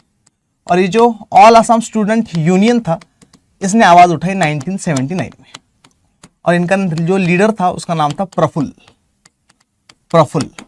प्रफुल्ल कुमार। ठीक है, इन लोगों ने क्या करी, आवाज उठाई सबसे पहले। जब इन लोगों ने आवाज उठाई तो आसाम की जो गवर्नमेंट थी, ठीक है, ये आसाम की जो एक पॉलिटिकल पार्टी थी, गवर्नमेंट मत लिखो, एक पॉलिटिकल पार्टी थी जिसका नाम था असम संग्राम गण परिषद, असम संग्राम गण परिषद। ये क्या करेगी, ये आसू के साथ हाथ मिला लेगी, ये लोग आसू के साथ हाथ मिला लेगी। ठीक है, और ये दोनों मिलकर एक ही पॉलिटिकल पार्टी बनेगी जिसका नाम होगा असम गण परिषद, असम गण परिषद। अच्छा, इन लोगों की डिमांड क्या है, इन लोगों की डिमांड है कि 1951 के बाद, आफ्टर 1951 जितने भी लोग कहां पर आए, जितने भी लोग आसाम में घुसे इन सबको चुनो और बाहर निकाल दो।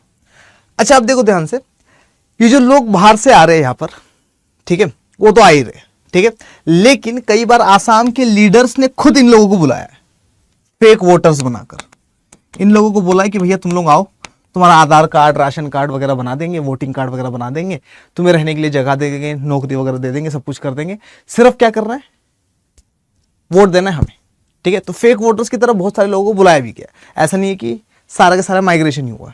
तो इन लोगों को प्रॉब्लम किससे थी, इन लोगों को प्रॉब्लम थी आउटसाइडर्स से, चाहे वो इंडिया के मेन लैंड इंडिया से आ रहा हो, चाहे वो चाइना से बंदा आ रहा हो, म्यांमार से बंदा आ रहा हो, बांग्लादेश से बंदा आ रहा हो, और ज्यादातर बंदा बांग्लादेश से ही था ऊपर, ठीक है, ज्यादातर बंदा बांग्लादेश से ही गया था। तो इन लोगों को मेन प्रॉब्लम क्या थी, माइग्रेंट से प्रॉब्लम थी, और ये इन लोगों की डिमांड थी कि 1951 के बाद जितने भी लोग आए उन सबको बाहर निकालेंगे, ठीक है। दूसरी इंपॉर्टेंट चीज देखो, दूसरी इंपॉर्टेंट चीज क्या है, राजीव गांधी और असोम गण परिषद के बीच में, असोम गण परिषद एजीपी के बीच में 1985 में आसाम अकॉर्ड होता है। क्या होता है, आसाम अकॉर्ड।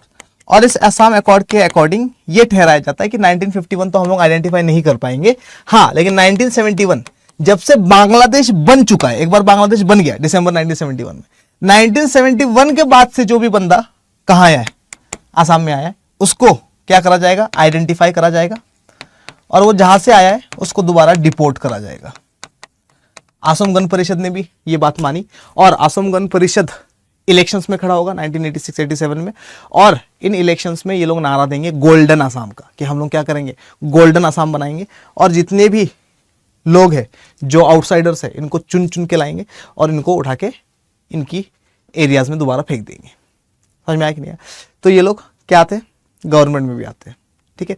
क्या सर गोल्डन आसाम बन गया? नहीं, गोल्डन आसाम अभी तक नहीं बना है, ठीक है, लेकिन आउटसाइडर्स की मूवमेंट रुक गए? नहीं, आउटसाइडर की मूवमेंट अभी भी नहीं रुके, क्योंकि बांग्लादेश वाला बॉर्डर, बांग्लादेश और इंडिया का बॉर्डर ओपन बॉर्डर है, ठीक है, और बहुत सारे रिश्तेदार है, वेस्ट बंगाल के रिश्तेदार बांग्लादेश में, बांग्लादेश के रिश्तेदार वेस्ट बंगाल में, ठीक है, नॉर्थ ईस्ट वालों के साथ रिश्तेदारी है, ठीक है, खुला हुआ बॉर्डर है, तो लोग आते जाते रहते हैं, ठीक है, ये वाला सिस्टम है।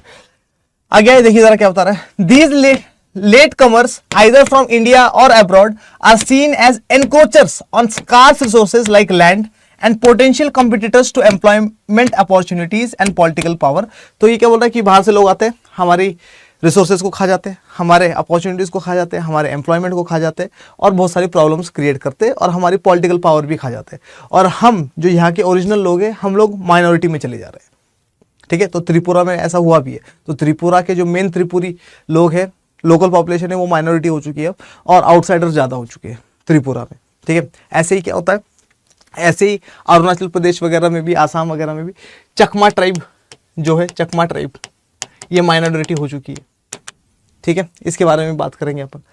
This issue had taken political and sometimes violent form in many states in of the north east. और 1979 से जब से ये बात उठनी स्टार्ट हो गई थी, असम गण परिषद ने जब ये बात उठाई, सॉरी आसू ने जब से ये बात उठाई 1979 से, तो जो वहाँ के लोकल लोग हैं उन लोगों ने आउटसाइडर्स की पिटाई करना स्टार्ट कर दी, तो वायलेंस होना स्टार्ट हो गया था, ठीक है। The Assam movement from 1979 to 1985 is a solid example of such movements against outsiders. और आउटसाइडर्स के अगेंस्ट में क्या कर दिया, मूवमेंट करना स्टार्ट कर दिया था, ठीक है। आगे आते, the movement was the combination of cultural pride and economic backwardness, as it was against outsiders to maintain cultural integration and poverty. Unemployment also existed despite natural resources like oil, tea and coal। तो ये लोग कह रहे हैं कि हमारे पास oil है, कोल है, टी है, नेचुरल रिसोर्सेज इतने सारे हैं, फिर भी हम गरीब क्यों? गरीब इस वजह से क्योंकि बाहर के लोग आते हैं, और बाहर के लोग आकर हमारा सारा के सारा एम्प्लॉयमेंट, हमारे सारे के सारे अपॉर्चुनिटीज़, हमारा नेचुरल जो रिसोर्सेज है वो खत्म कर देते हैं, जिसकी वजह से वो लोग बड़े होते जा रहे हैं, वो लोग डेवलप होते जा रहे हैं, और हम लोग इकोनॉमिकली भी बैकवर्ड है, एजुकेशनली भी बैकवर्ड है, और हर चीज़ में बैकवर्ड है, ठीक है। और हमारे पास ही नौकरियां नहीं है और हम ही गरीब होते जा रहे हैं, ठीक है। तो आसाम में बहुत दंगे होते हैं 1979 से 1985। With the successful completion of the movement, the AASU and the Asom Gana Sangram Parishad organise themselves as the regional political party called Asom Gana Parishad AGP. और फिर बाद में क्या हुआ, एजीपी नाम का इन लोगों ने, असम गण परिषद नाम का, इन दोनों ने मिलकर क्या बनाया, एक पॉलिटिकल ग्रुप बनाया, और ये लोग सरकार में भी आएंगे। It came to power in 1985 with the promise of resolving the foreign national problem as well as to build golden Assam. तो फॉरेन नेशनल प्रॉब्लम को, यानी कि जो इमिग्रेंट्स हैं उनके अगेंस्ट में काम करेंगे इस नारे के साथ, और गोल्डन आसाम बनाएंगे। सुनहरा आसाम बनाएंगे, इस नारे के साथ ये लोग पावर में भी आते हैं, गवर्नमेंट भी बनाते हैं, ठीक है। सिक्किम का मर्जर, तो सिक्किम के मर्जर का तो कुछ है ही नहीं। सिक्किम 1950 से ये इंडिया का पार्ट बनना चाह रहा था, तो इंडिया ने 1950 में इसको एक प्रोटेक्टोरेट स्टेट बनाया। यहाँ का एक राजा था जिसका नाम था छोगल, ठीक है, और वो खुद चाह रहा था कि इंडिया का पार्ट बन जाए सिक्किम। 1975 में सिक्किम इंडिया का पार्ट बन जाता है, बस इसके अलावा कुछ नहीं है सिक्किम में। देखिए जरा क्या बता रहा है। At the time of independence Sikkim was a protectorate, a state that is controlled and protected by other of India. यानी ये क्या बोल रहा है, ये बोल रहा है कि इंडिपेंडेंस के टाइम पीरियड से 1950 से था वैसा, ये क्या था, ये एक प्रोटेक्टोरेट स्टेट था इंडिया का, मतलब इंडिया की जिम्मेदारी थी इनको प्रोटेक्ट करने का। छोगल was its monarch, और छोगल यहाँ का क्या था, राजा था। In 1975 Sikkim was merged with India and it became the 22nd state of Indian Union। और 1975 में मई या जून 1975 में सिक्किम क्या करता है, इंडिया का पार्ट बन जाता है। क्लियर है, चलो आगे आते हैं। Accommodation and national integration। First lesson is that regional aspirations are very much a part of democratic politics। तो हम लोगों ने क्या क्या सीखा इस चैप्टर से, तो इस चैप्टर से सबसे पहली चीज जो हम लोगों ने सीखी वो ये है कि regional aspirations are the part of democratic politics, तब तक जब तक कि वो वायलेंट नहीं हो जाते, ठीक है, जब तक वो लोग नेशनल यूनिटी को खतरा नहीं पहुंच जाते। नेशनल यूनिटी को खतरा पहुंचा, गवर्नमेंट पिटाई करेगी, ठीक है। तो रीजनल एस्पिरेशंस अच्छी चीज है, अपने एरिया के बारे में अच्छा सोचना, अपने लोगों के बारे में अच्छा सोचना, अपनी प्रॉस्पेरिटी के बारे में सोचना, लेकिन क्या करना पड़ेगा, बात करनी पड़ेगी, डिमांड रखनी पड़ेगी किसके सामने, गवर्नमेंट के सामने। गवर्नमेंट सुनती है, गवर्नमेंट जब सुनेगी तुम्हारी डिमांड तो डिमांड पूरी भी करेगी, ठीक है। लेकिन वायलेंस करोगे गवर्नमेंट के अगेंस्ट में तो गवर्नमेंट के पास ज्यादा पावर है तुम लोगों से, गवर्नमेंट बैंड बजा देगी। क्लियर, आगे आते हैं। The second lesson is that the best way to respond to regional aspirations is through democratic negotiations rather than through separation. दूसरा हम लोग क्या पता चलता है कि अगर हम लोगों को क्या करना है, कहीं पर लोगों की डिमांड्स को पूरा करना है, या फिर कहीं की इंसर्जेंसी को रोकनी है, बगावत को रोकनी है, या लोग जो वायलेंट हो रहे हैं उनको रोकना है, तो सबसे बढ़िया तरीका क्या है, डेमोक्रेटिक निगोशिएशंस, बातचीत करो, अकॉर्ड साइन करो, जैसे राजीव गांधी ने करके दिखाया, ठीक है। यही अगर इंदिरा गांधी 1984 में पंजाब वाले लोगों से बात करती तो शायद वो ऑपरेशन ब्लू स्टार करने की जरूरत नहीं पड़ती, आगे ना, ठीक है। लेकिन उसने क्या कर दिया, ऑपरेशन ब्लू स्टार करना ज़्यादा बेहतर समझा, फिर उसके बाद उसकी डेथ भी हो गई, ठीक है। तो अब यहाँ पर क्या पता चल रहा है हम लोगों को कि डेमोक्रेसी में ऐसी प्रॉब्लम्स आती रहेगी, रीजनल डिमांड उठती रहेगी, लेकिन इन रीजनल डिमांड से डरना नहीं है, बल्कि गवर्नमेंट को जाकर उन लोगों से बात करनी चाहिए और उनकी डिमांड को फुलफिल करने की कोशिश करनी चाहिए। जैसे मिजोरम का कंडीशन ठीक हो गई, आसाम की कंडीशन ठीक हो गई, जैसे किसकी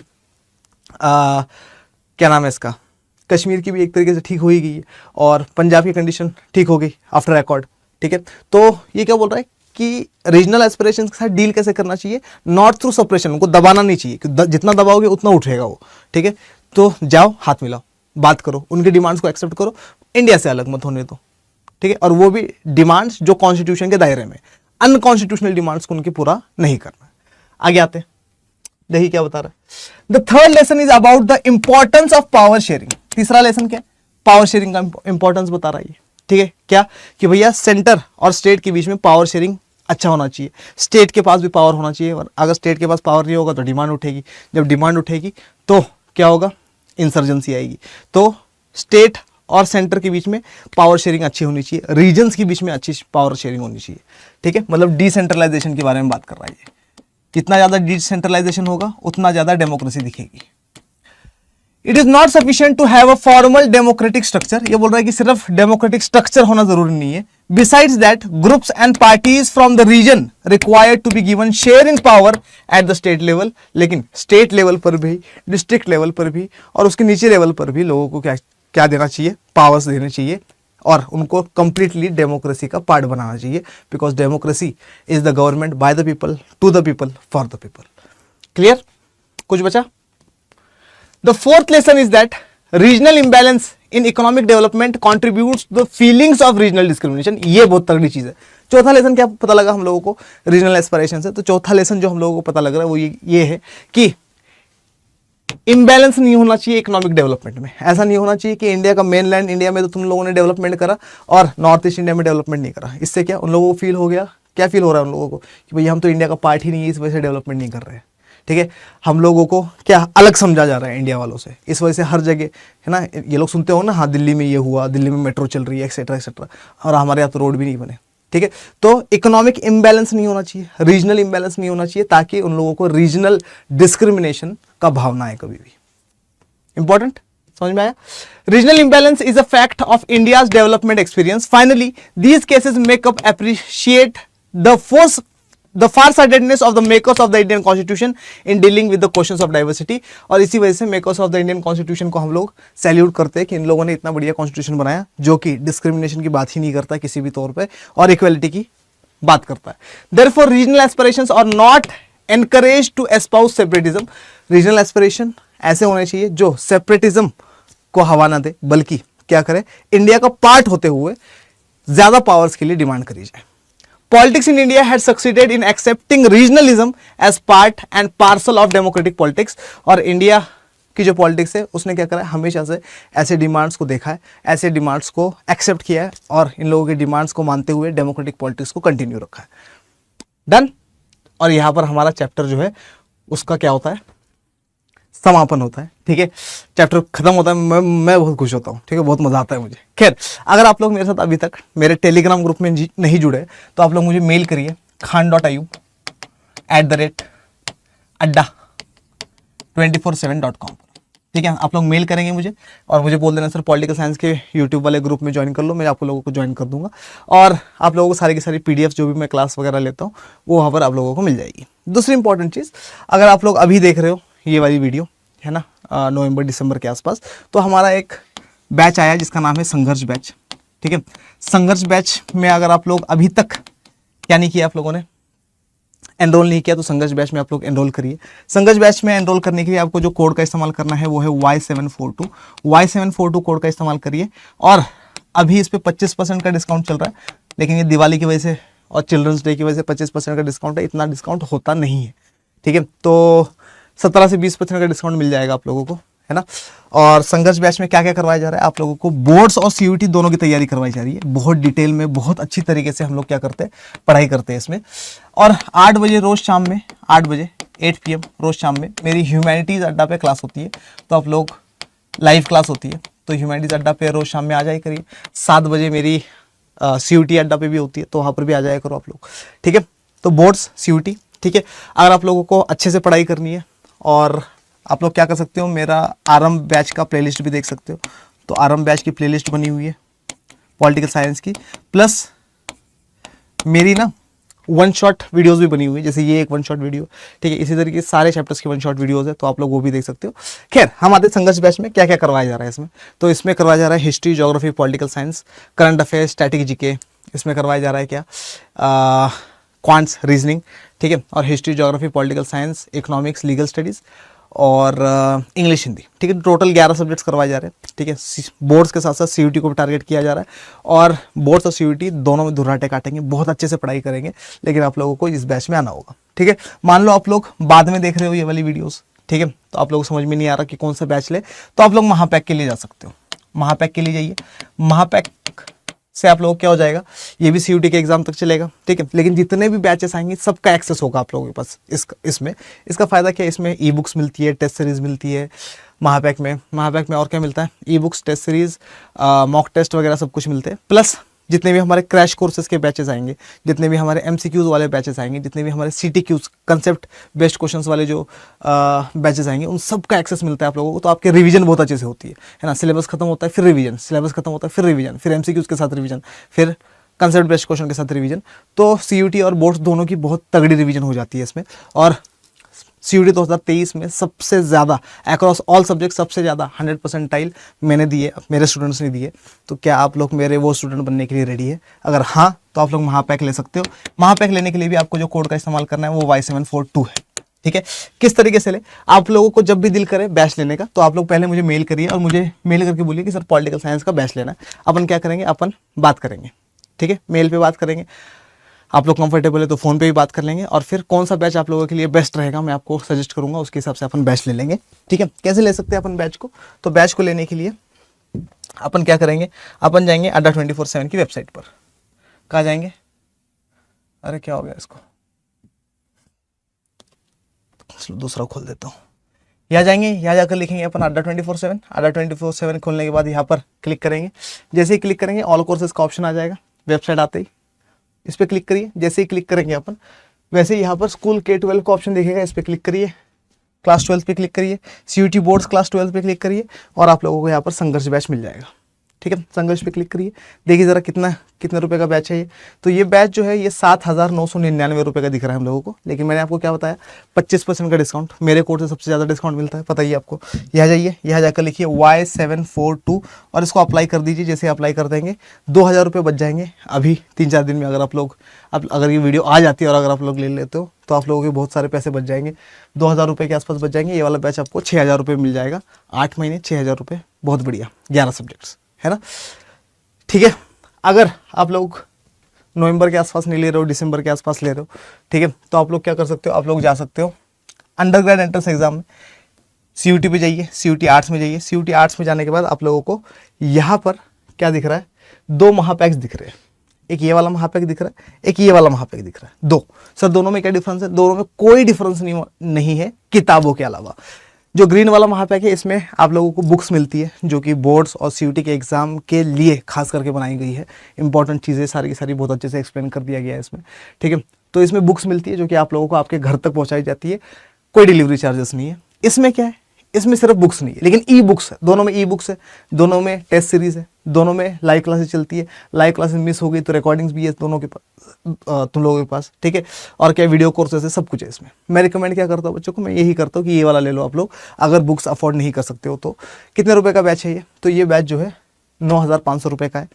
बाय नाउ पे जाइए, यहाँ जाकर लिखिए क्या, यहाँ जाकर लिखिए Y742 जैसे ही लिखेंगे अपन और अप्लाई कर देंगे तो 2,374 रुपये अपने बच जाएंगे और ये वाला बैच आपको सिर्फ और सिर्फ 7,124 रुपये में मिल जाएगा। ठीक है, चलिए। तो अच्छा, आप लोगों को बुक्स वगैरह चाहिए तो कि सर बैच नहीं ले पा रहे, बुक्स लेनी है हम लोगों को, तो यहाँ पर क्या करिए, यहाँ पर हम लोगों के पास टेस्ट सीरीज भी है, टेस्ट सीरीज भी ले सकते हो आप लोग। ई बुक्स भी है, ई बुक्स भी ले सकते हो, बुक्स भी है। सबके लिए कोड आपको सेम ही इस्तेमाल करना है, Y742, अड्डा 24/7 का उल्टा। अड्डा 24/7 है, उल्टा देखो क्या है, 742, बस आगे Y लिखना है और अड्डा 24/7 को उल्टा लिखना है। ठीक है, जैसे बुक्स है, ये रहा ह्यूमैनिटीज प्लस इकोनॉमिक्स, मतलब इसमें history, geography, political science, economics है, इंग्लिश की भी है, जनरल टेस्ट भी है, इंग्लिश प्लस जनरल टेस्ट भी है, और यहाँ पर सिर्फ हिस्ट्री, ज्योग्राफी, पॉलिटिकल साइंस की किताबें भी है। इसके ऊपर क्लिक करिए, देखिए कितने रुपए की है, तो ये कुछ 849 रुपीज़ की है। घर तक पहुँचाई जाएगी आपके विदाउट कौन सी फीस, डिलीवरी फीस कुछ भी नहीं है। Y742 लिखिए, अप्लाई कर दीजिए, 636 रुपीज़ में आप लोगों को ये तीनों किताब मिल जाएगी। ठीक है, चलिए। तो कोई भी प्रॉब्लम हो, कैसी भी प्रॉब्लम हो, डाउट भी हो, तो आप लोग मुझे मेल करके पूछ सकते हो। चलिए, आशा करता हूँ आज वाली क्लास आप लोगों को बहुत बहुत बहुत बहुत बहुत ज़्यादा पसंद आई होगी। पसंद आई है तो इसको लाइक करिए, शेयर करिए, अपने दोस्तों को दिखाइए, मुझे दिखाइए बहुत बहुत बहुत बहुत बहुत सारा प्यार। और ऐसे ही इंपॉर्टेंट लेक्चर्स लेकर, वीडियोस लेकर मैं मोइन पठान आप लोगों के सामने रोज़ बरोज़ आता रहूँगा। तब तक के लिए मोइन पठान आप सबसे कहता है जय हिंद।